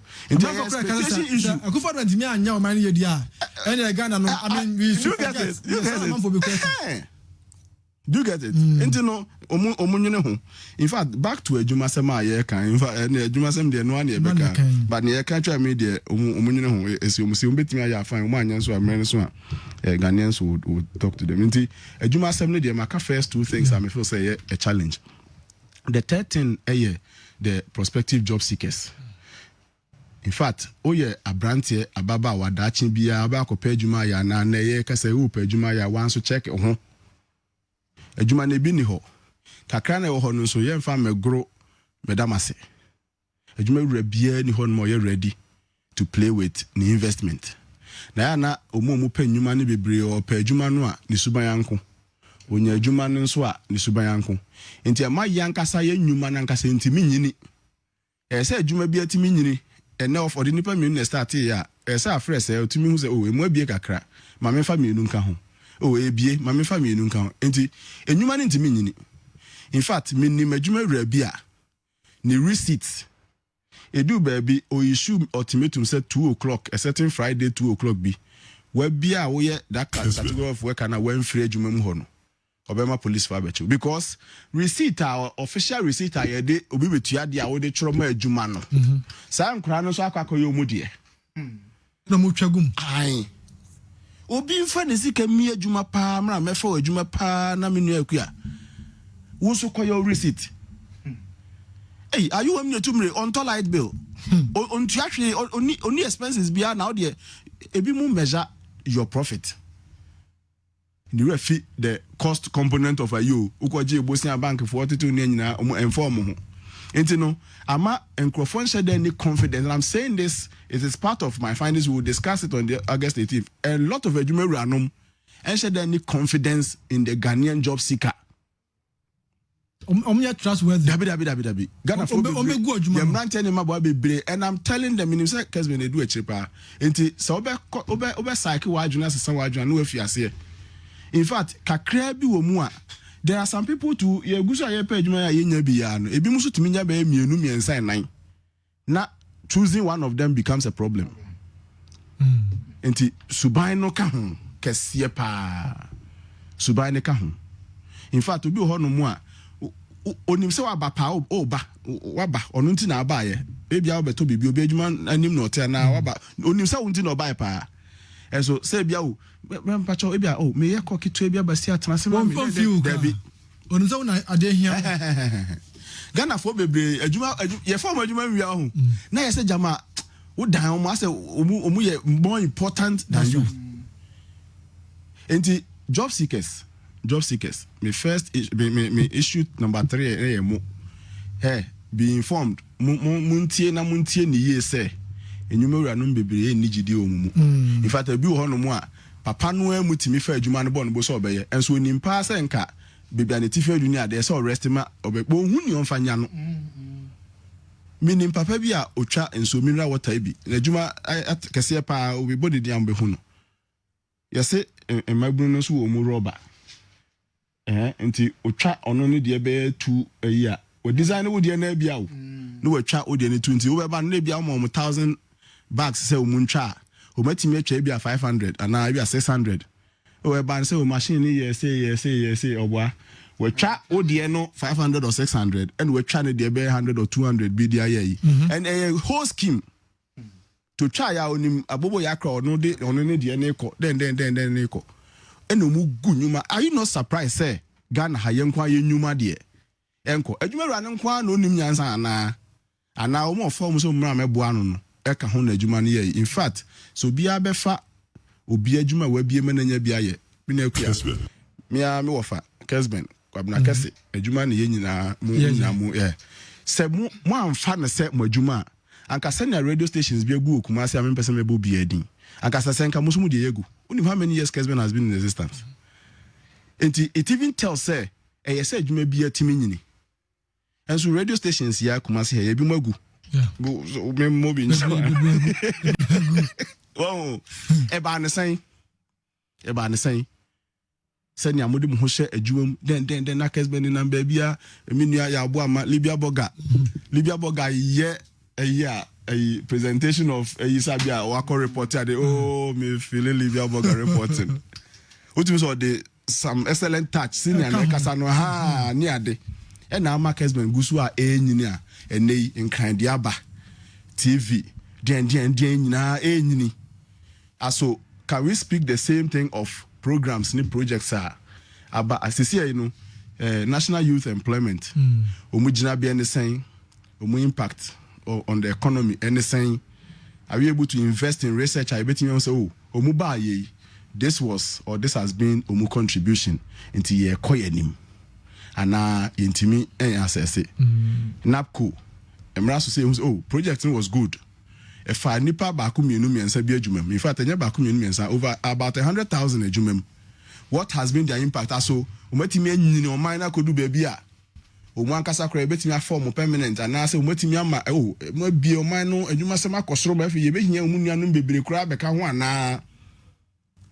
ana omu so mu ba as normal job seekers ya ye nyina aban ejuma ye metwi na se ye mfa nso ayi bi ana ema se sia no still unemployment as well ntino na American dey so ne say abai wo ne chefa minuanum dika kan abai chefa ne bebre creating the necessary environment. In fact, incentive approve can one 70 dem ne big time. I see a critical incentive no. Na all the back captains of industry so so mu bie enuma na so mu di bi other regions send am can point 2 no a. Na about the third class of people so wa o page my CCI yes e ba before adwuma. Oni say police for bi no me akronfo. Otimi ekoswai eso fenam swai pass oba be boga na ho ban. Ebi no mu atimi twa omo ho asan koye ade ya chichi bebre ma ye nyina ya tebi na wo bebo ye ho ban afi de ona enti we have a problem with the people we employ enyumuru anum esu and I'm suggesting to obi a wotie ye na enyumure say na wonimu a the index is saying say Ghanaian private sector owners lose confidence in mo manye ada create here na Akua Togo for abe adwuma. After all, no do say any krum ni ha. You can yes or yes sir. Tanase obey yi. You ta na yes san ho Akua expatriate employees e wo Ghana abe akosoro ma ye de atia ba fom. Ti enso emfa nkwa adwundwun mu na se e be science sir. Se sanya baby why. Enso so unya odi ye. So nti no assembly de bebre na akoya kaje bi ebe koso aka. That's right. Recommendations here be until we will keep discussing it. Dr. Spansapon, we are Senior Research Fellow, Center for Social Science Research, Kumasi Technical University. 30 minutes after 9, of course, this is your most authoritative Saturday evening socio-political show on Kessben 92.9 Accra, Kessben 93.3 Kumasi, and Kessben Television. For your social media platforms, Ben from Yaji, he says they will talk, but when given the nod, they can't do anything. Even Professor came and we saw nothing. Project also Bendia also the free by Indian. I'm Obed from Dunganafe. Please, Akua Piesie, ask your man to complete the quote of the fear of the alternative from me. Doc Obey fear no Johnson, you know, a book no master's book no okay was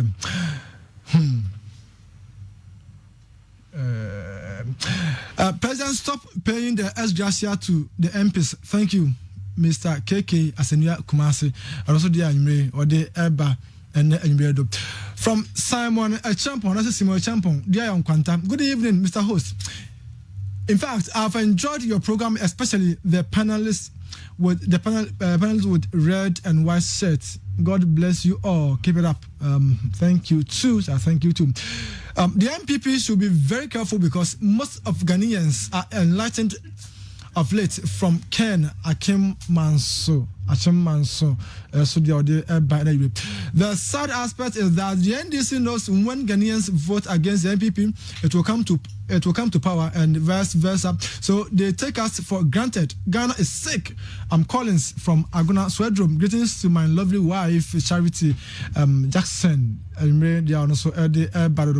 John from Kumasi. Thank you, Kessben TV and FM station. God bless you. Bye bye and bye bye too. Bye bye for now or bye bye to her. Okay. Thank you. Thank you. And also the other door or the iPad.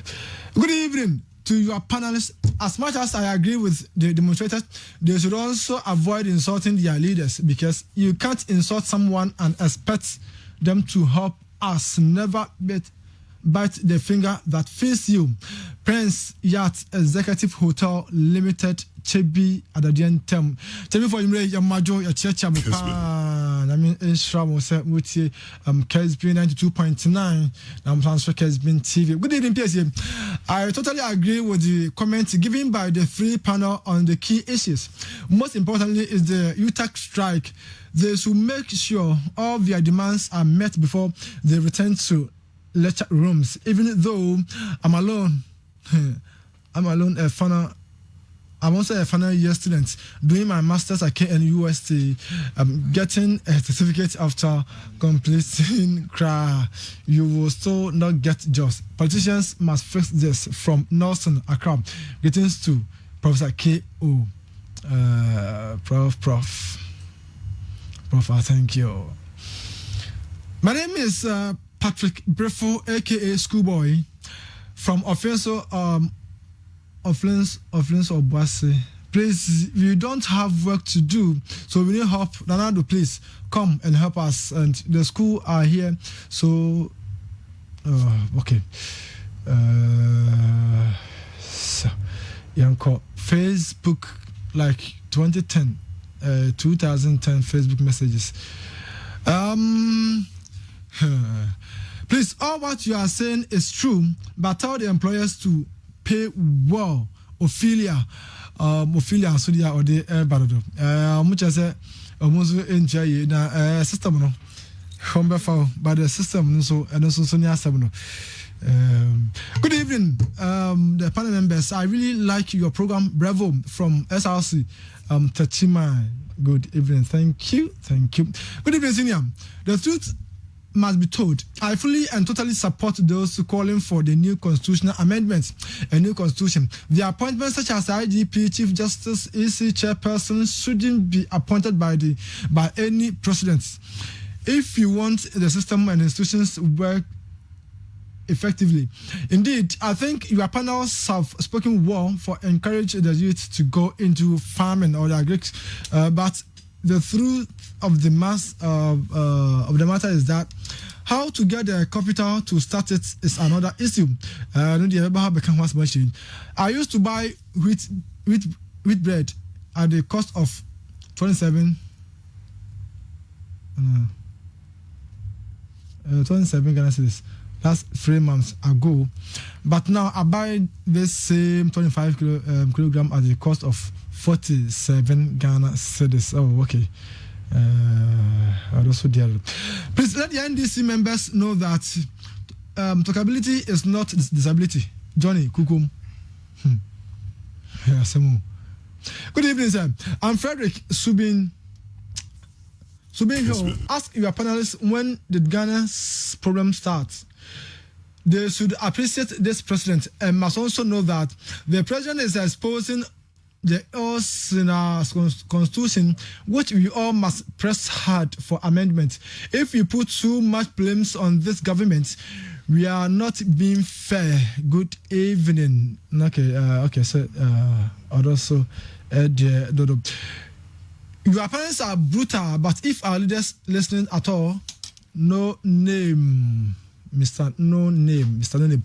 I'm Zach from Kumasi, and my take on this Ghana issue is that we need the technocrats to lead our country if really we want to fix our country. So then we need to change the constitution. We need to do the amendment. Today's democracy show has been great because there was no usual politics but common sense based on the realities of our system. Thank you, Kessben Che inside Adwato Adumenu. Thank you to good evening, and I'm really enjoying the show. I'm assistant lecturer at the Department of Economics of the University of Ghana, and most at times institutions contact me about my students who have applied for jobs there. Sometimes you recommend them with good reference, but they go there to mess up. Either some are using the company's Wi-Fi to browse or they are watching YouTube. These are complaints usually by employers about the graduates these days. It's sad. And another can want someone. Your attitude. Your perjumaya. You never been so. Now you said. Good evening, sir. Start with the lecturer. all the major employment is concentrated in Accra, and another problem is the issue of whom you know and not who can best do the job. Okay, from Esiama, Jankoba in the Achuma, Nwabeja South Districts. They are 21 minutes past 9. This is democracy. You try, Humra, Prof. Yaba, na yashe UTAG and another teacher unions demands and strike here and there. Share senior Adema is Kwajo Ofori. I'll say greetings to my lovely wife, Mrs. Blessing Ofori of King's College. She's listening to the program.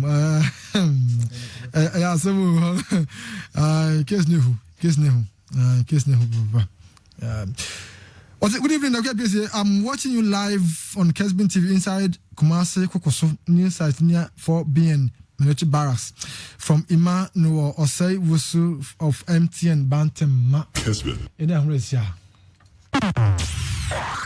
We'll be right back. We'll be right back. Gotta pay some bills. Shakunsuno kase ni dia me mining ti woyira enunti esese ye dada brabo ni enya ni die e fire brabo ye bedie ebo asemeko ne fem ye beno edra wo yare esese wo no dokota ni esese wo show empo ayaresa dia ko esese wo ko na wo dia yarehwe wei ene ne ekeka ho enti na Kessben media e bi stay healthy ebro kwasiada ene kwasiada bia efi se donko avapa wo minute aduasa ekosi se no miensa ebebo ya tunsa e de Fred ntini anintini ya woni mu de e wa pomodin nsemo ene odi nkomo e moto wo mbo ase chechew na watimi ehunu de e wa pomodin nsemo kai se ebre wo ho ma o se wo su betimi afre. Hello, good afternoon. Na ne wonti ase ene wo bisa ama dokota ko beba no ato wo mbo ase achiremu e de achirewo onya die ya ye pesi ho ane se busume bia oba na ebra enu ti kwasi adai tie me na hwe me e wo Kessben TV ene Kessben FM na ye ni ko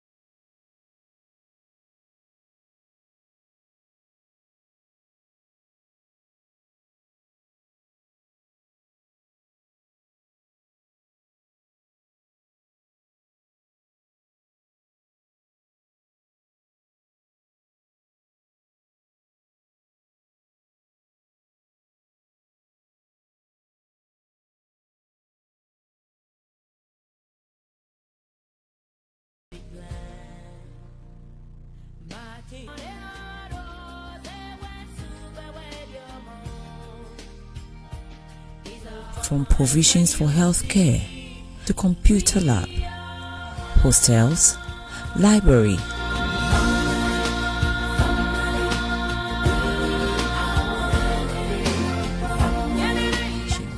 KC has tailored your university experience by choosing from among different graduate programs. You learn directly from some of the top professors, teachers with a track record of discovery, collaboration, and innovation to provide you with the best possible learning and study environment. All students have access to expert advice and resources at our career service throughout their time at KC and for 3 years after graduation. We encourage students to use our career service from their first year of study in order to benefit from any of the Kessben group of companies and with advertisement for work experience, internships, part-time jobs, and graduate positions. Our master's, bachelor's, and associate programs include Bachelor of Science in Accounting, Bachelor of Science in Banking and Finance, Bachelor of Science in Human Resource Management, Bachelor of Science in Marketing, Bachelor of Science in Information and Communication Technology. Looking at the future, KC will award full tuition scholarships, pursue online degree programs, and individual online classes. Connect and engage with us on one or more of the social media platforms: Facebook, Twitter, Google+, Instagram, or visit our website kc.edu.gh or call us on +233 322 397 850 up to 852 233 27 537 9451. You can fax us on 233 322 037 420. Through social media, we share a glimpse of the student's life. Kessben College, culture of excellence, dedication to society and community.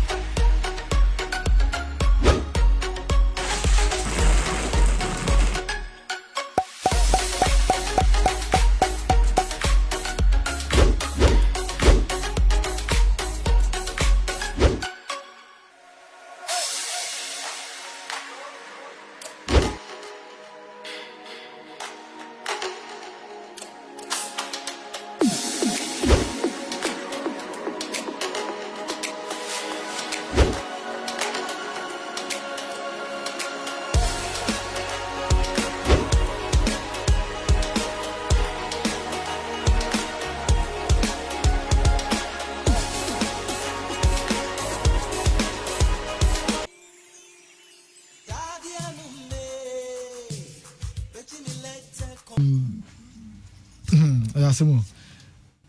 Say you talk more about strike no. Piesie you talk your niema miensa Okay. Ya trade. Ya research.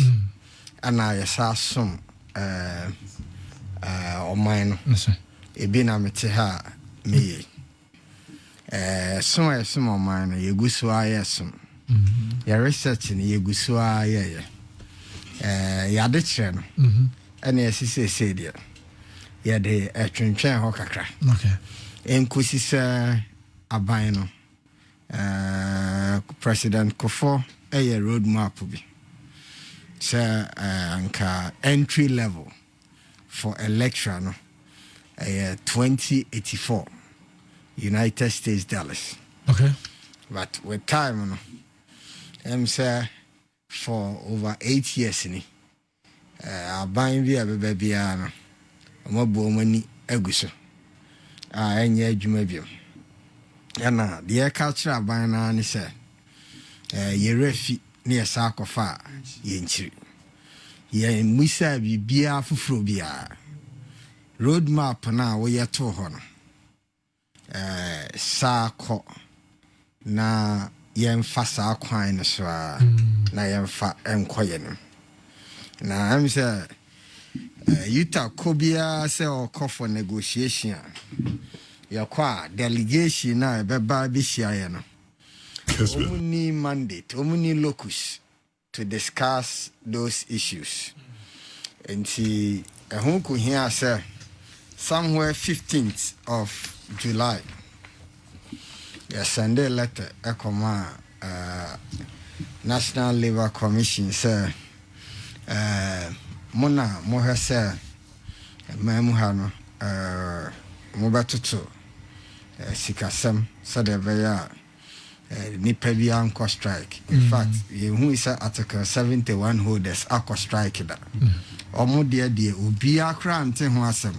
I scratch your back, you scratch my back. All others just say akko strike. And sana wasem no ya bitie. Enti akachiro mo say and 15th of July. By your say mau noticed for 10 days. That I'm kushaya no. Nyene muma. That I'm kushaya no. Let na chiro de come out no. Enti your chiro come out mo say by August 2nd. Say until nka you be fire ho adwen. Na dwumadie na yedi no. Ye teaching no. Ye de ato. Enti fan ba bi no. Waka say you tag a striker. Because ye nyuma miensa ba ko ne ya to okay enti ya sari bia ya kwa adwuma ya sari bia ya kwa adwuma ba say no focus no wo abodie mu nhwehwe no aha ya hwehwe ne ma mu ne say yesom ya man no eno no de yegusuwa ye na bob na mo nyai research no ne some boss mo man nka match that there because no so ne na a greater impact on you know yo sebe ho akohia say you say the customer is always right yeah hono so your friend said the student is always right and the students no na ni kwan say basa say students na say on be bargaining chip sabi obi otewa na say yeah student so mo leaders make us o chro letters ban hwe na onsiesie yasem say the be ya o mo nsu betimi akọ school if is say yaka na saban no entie wa ye nhwe han na se o mfie ya yejai say enchira de school foi ne awofoi enso de o ma no ebetumbi enti sabe yesi ade no se wa to baby ada free to enti be free say animu ya aban no emfa ne nansi fom ye nhwehwe se ebeye 9 months se mre bi etwam wo 9 months no but so abandon so entie de woko campus tension hopa because sabe the average lecturer ska unyano na on kan kire wo se maniska bia ebroso okay enhyehyɛ wa wo ye eto ho san hyehyɛ no ana yese sa kofa sansese no na fa ye adwuma 2084 entry point for the lecture and no ye basic fa koye adwuma eno ana ye busa ye musa hwe ye busa ne se wa na ye hyehyɛ no to ho 2012 sa kofa na fa ye adwuma Prof, I Ghana for students there, I know me no sense because students go school or training fees because me carry pa. I say mun share 85%. What year? I feel do a credit say my own 100% no grandpa amount register. Or register, amount on file registration no. School I force students I'm gonna cheer 14,000, 10,000, we are 17,000, 20,000. No, we now do some special exams and then strategically.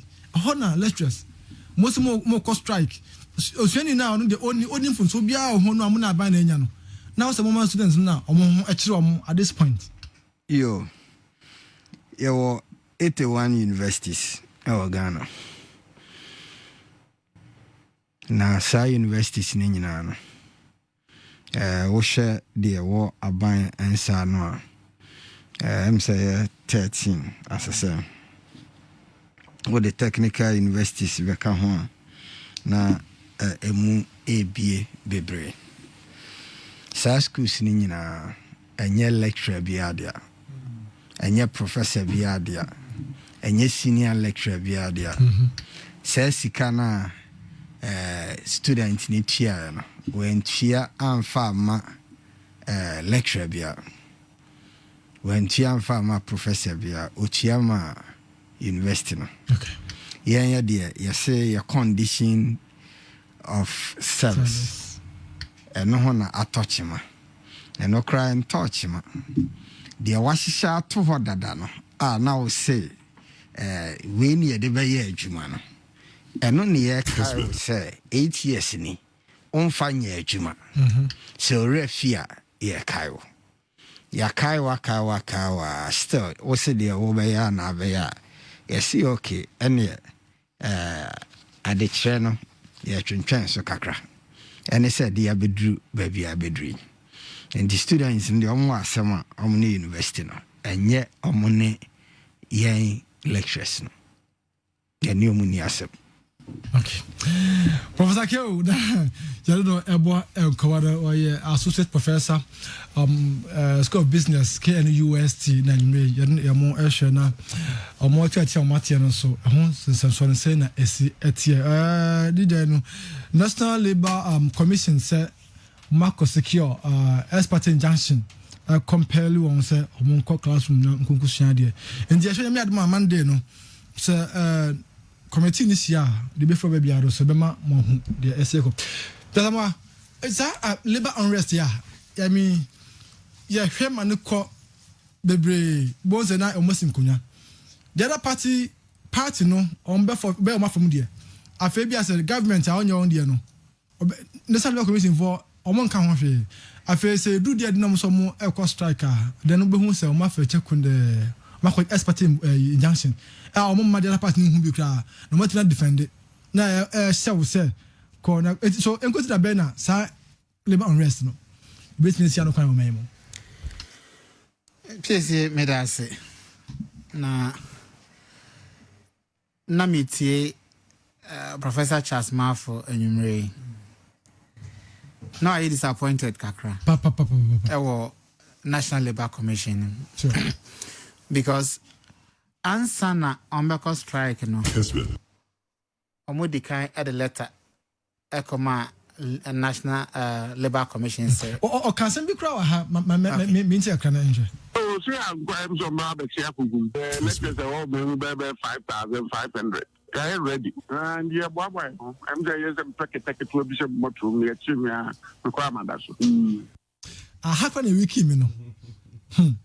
Intino Wabra Mode letter ekoma NLC National Labour Commission at least almost say yani abai ewa agreement up to na abano enye ya bona on pese obeye inti ya pese ya cost strike these days sabana nye de so ye na ebeko nanka ne kwan so ane se NLC no ebebem na wa free afane ni mi na na matena se na ma resolve the SM resolving na but otwanya ma lectures no cost strike iwie na wako court na koje court injunction say omuni right say ombeko strike no ebasa na one demonstrate good faith enti court ni betimi ahye lectures ni so monko okay obeko you say you can force the horse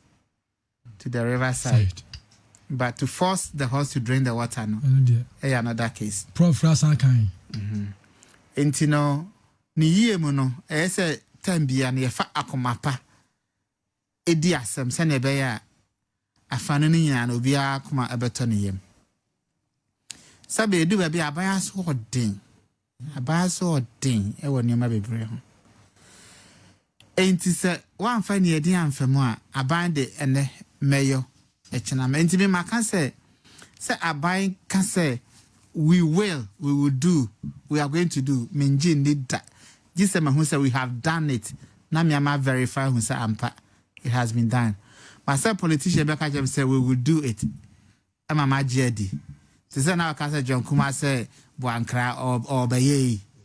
I never believe it. It's never true. This one was here, yeah. Buankra beda ho ye ne. And to me until say yeah ejuma ho no. I will not believe anyone. And to say be na ban aye. Nti nipa say de won ne ya de. Na say o da ne say do ba bia e so no so take action. Na obo won so abebo ye ba bia e be count. Unfortunately, yes, say asunu eko a asase na ebre. Nsensano. Enti no lecturers is strike omani aban na enyom ntoka o. Nse school for na ebre. Omo a final year aka bi be 2 weeks pe o train exam to ya. Asem o. Anka wa graduate. Ebi kra plan say bia obetu kan yo so call holiday or call den yo. Ebi kra turn a ticket and I any plans in a but 29 year 24 year o bi kra. To see omo hu de omo nya omo. Enti me fi say e wo mu say NLC akoje court injunction say o compel elections omo enko back. But me fi say aban no act in good faith.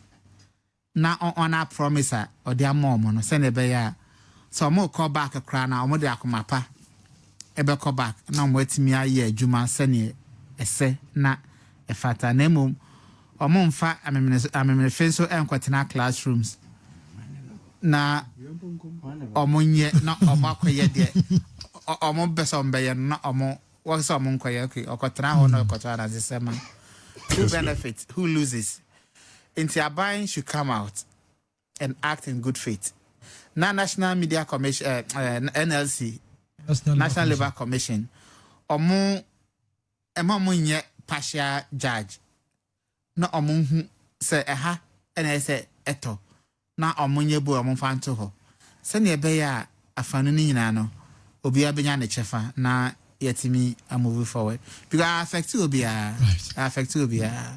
se am kwala me ba okay university primary affect omo nyina enti abasa na who loses yenya student cran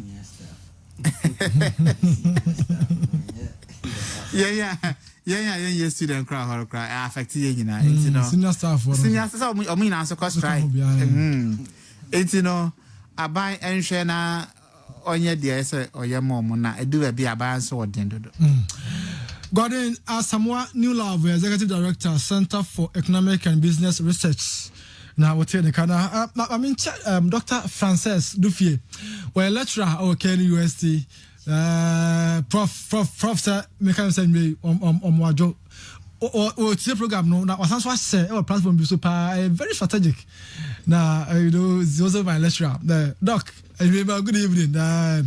Now, MSJ 2020-2021 KNUST group ni na Kumasi Accra the other centers ni na no nwe you say muso mo enjoy pa eti muso yemam good evening Dr. Frances Dufie yame chao yemo adwo papa doc yeah so, me okay you can say ni me okay I think say university lecturers and our university lecturer for you're very reasonable people.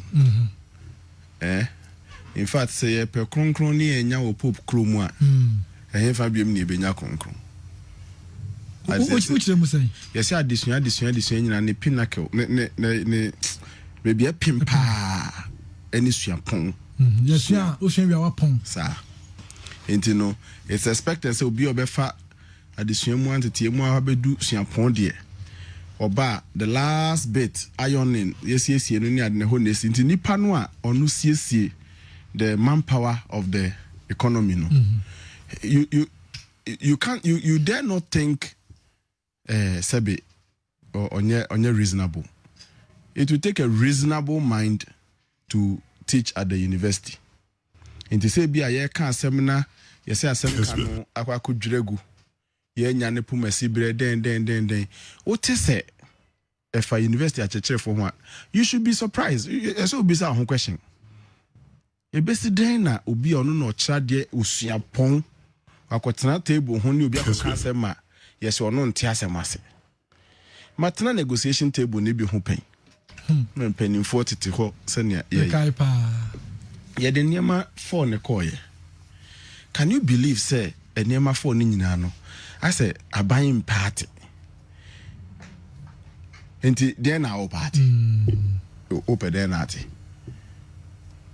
Because umu feel say bia jama umu National Labour Commission wo umu side. And now say bia court so there you can't blame court because on Najuma no ye. Say injunction do be baso obeji injunction na court there. Ne there no your the man. Enti no especially National Labour Commission I no feel say jama asab ne kwa ba ko wie National Labour Commission Labour Commission so former MP ete anase fa say party ni enye afie nko afọ National Labour Commission de bia ebeyi pani a party ni net on the party ni be hu se ne obefa obekama na akwa ma aban no but you see you can have your way sometimes some other times but not all the time sabe bedu baby no na nipa na won no anya no na onye nipa sabe utwifa ne so ebeyi sabe se no yokwase mpo a ebedu baby no na ni ate no bia hu ni awoye National Labour Commissioner omumfa aban court da. I'm talking specifically about university teachers asem and now technical university teachers asem. Okay. The bia the technical university teacher na say university teacher and a court one-sided.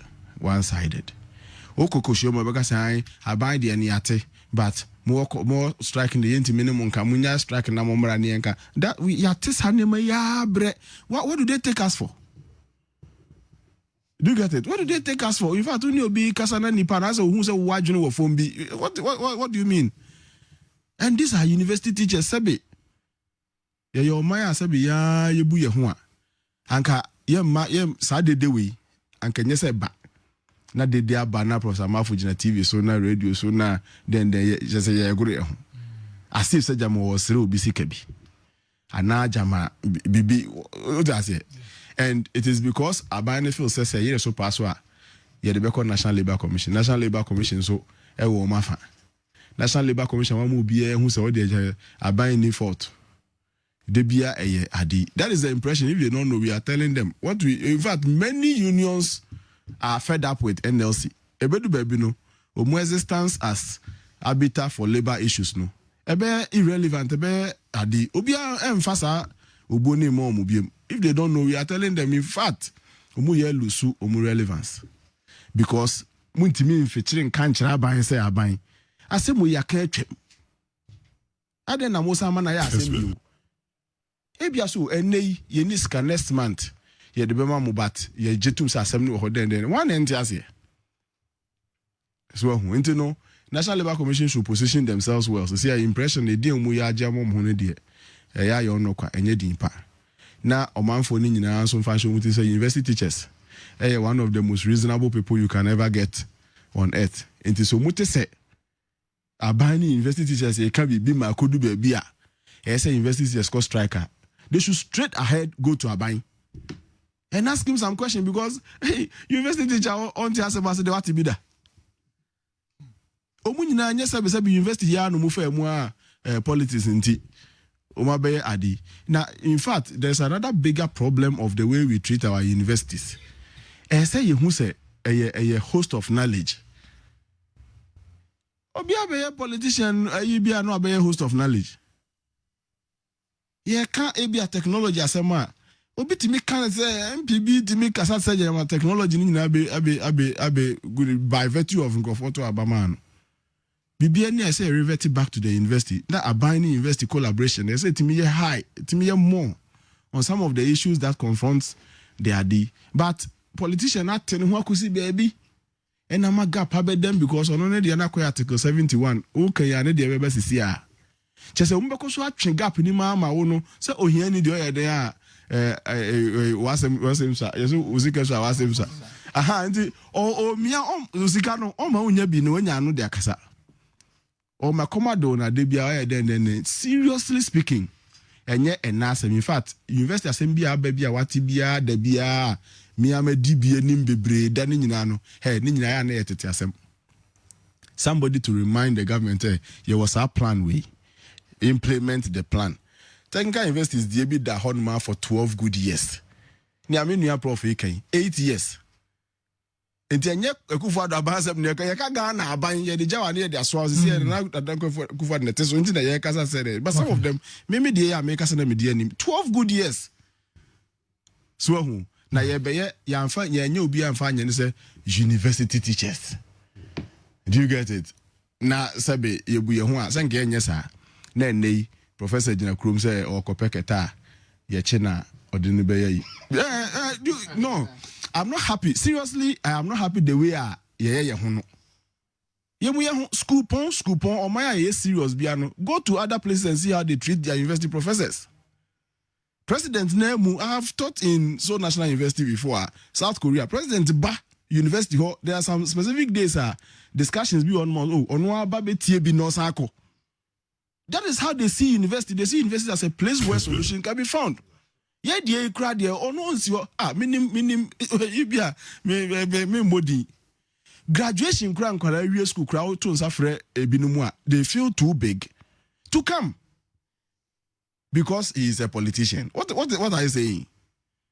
Oh, a politician ti university then na matters confornia yinhwe ubehun krofo ebeba.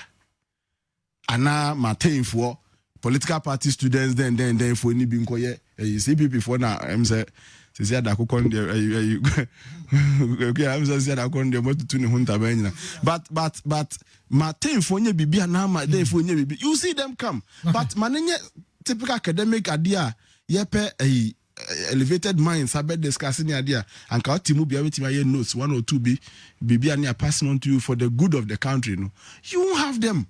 Okay. And now my baby you stress be me I pick it from the angle of ye mu ye ho ye Ghana has sika ni ha ye nyina ye nim sika ni ho nti ye nyina ye num so atwepa ne ye nyina num so atwepe na nya se ye ka ayi a nkrofo edie ya na ye hu be ye sika ni free o boom na eko na way back 2012 way back 2008 yenye sika mfanya da just a professor akofani kete so ko prison ye mu ye ho please me that's it Dr. Asmasapo no da just a message no a does na me carry na me way free teacher holy wise so whom akote I say I want our boss to explain to me the fees the students pay. Where does it go? Okay.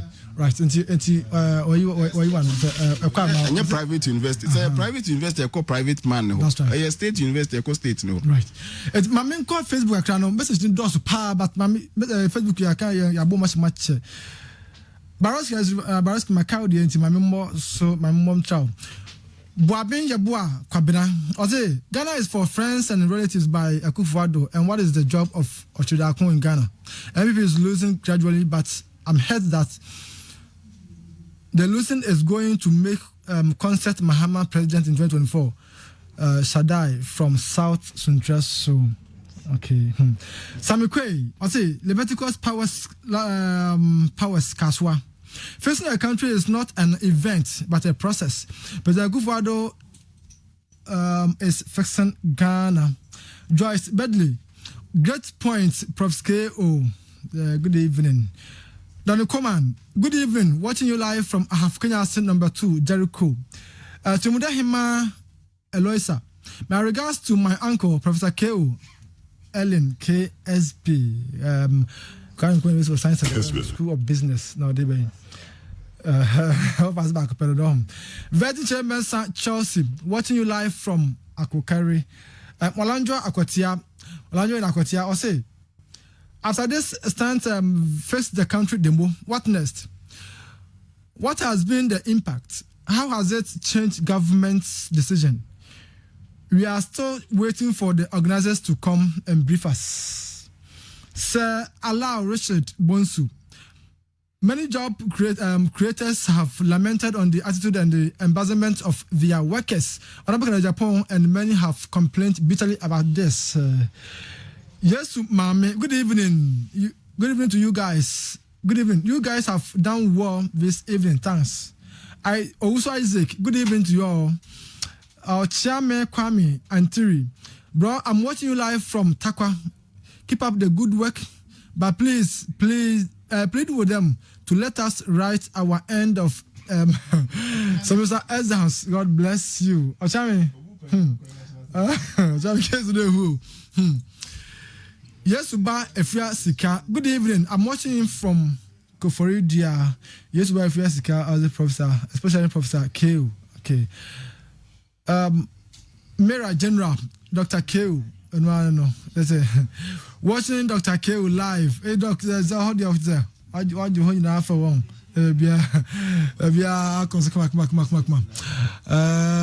Okay, I'm back. Please, good evening.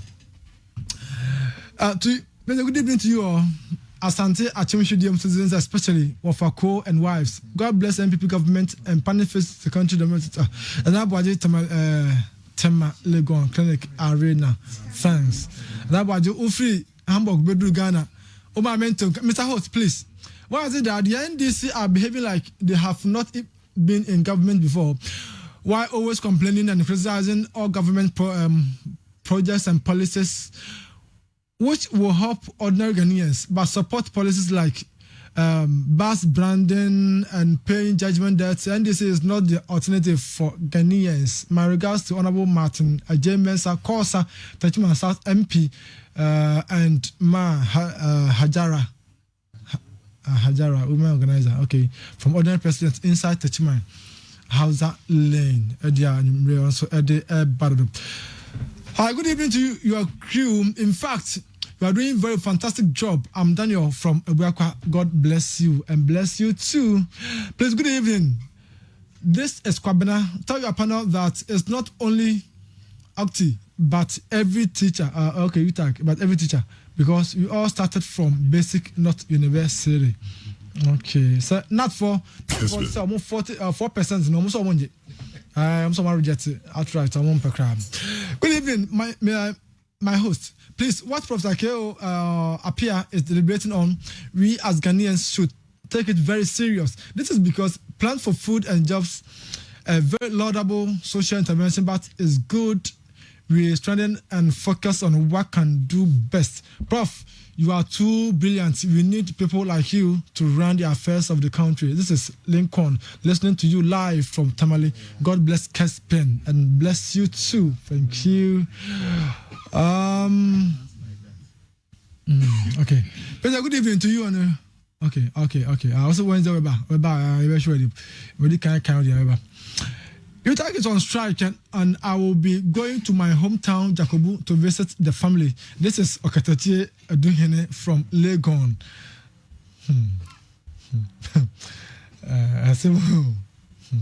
Okay. On pas de ça. Okay. And also, can't crowd. OJ. Trophy, school feeding secretariat at Central Region. Also, Dr. Smasapons delving us into realities when it comes to job seeking. Prof. Doc Jutu. Thank you. Say I thank you too. I thank you too. Please, I'm enjoying your program live. I'm wondering why Ochami wants to write exams without timetable. Ghana yet Raphael. Upon Kenya number 2, Raphael. Yeah, some more. Okay. Fancy. Mama sit down by Yentman Camano. Monfa and Chen, Yamada Sene, Yaba, you better try now, Canada Abamo. Abon the paper now, Yafan Assurance Recro, and my Professor Keo Apia, Associate Professor, School of Business, KNUST, Dr. Smas A. Sapon, Senior Research Fellow, Center for Social Science Research, Kumasi University, Mr. Gordon's Asamoah New Love, Executive Director, Center for Economic and Business Research. The master papa da lawyer or giants was so bad so my neighbor and especially you doing the listening and watching. Dango Asia Power. Now I'm finding access from Emma Isaac Ansu, both come 1 and 2, and you may ɔno na ogyina camera na akyi ɛma yɛn Amos IT san direct yɛ Kofi Topaz VTL na san bɔ task no nso ɛma yɛn meeting ɛde Akua Piesie asabedi akolo I thank you too sɛ me na metem de ma lawyer ɔhene amankɔ gyan Dr. Ahimfie anwure dada ohwɛ twɛde yɛ ma good evening na me install na St. Peter's Catholic Church Abuakwa Parish anwure mamu nyina adwo kaka church president yankopɔ install power na Reverend Father Franklin o Amakom Catholic Church anwure yankopɔ install power yes sorry na just K eba beboa 92.9, a mountain of favorite songs. This is 92.9, the more music, more variety. Listen. Perfect. 92.9. I would like to take this Wake up. opportunity to greet my friend.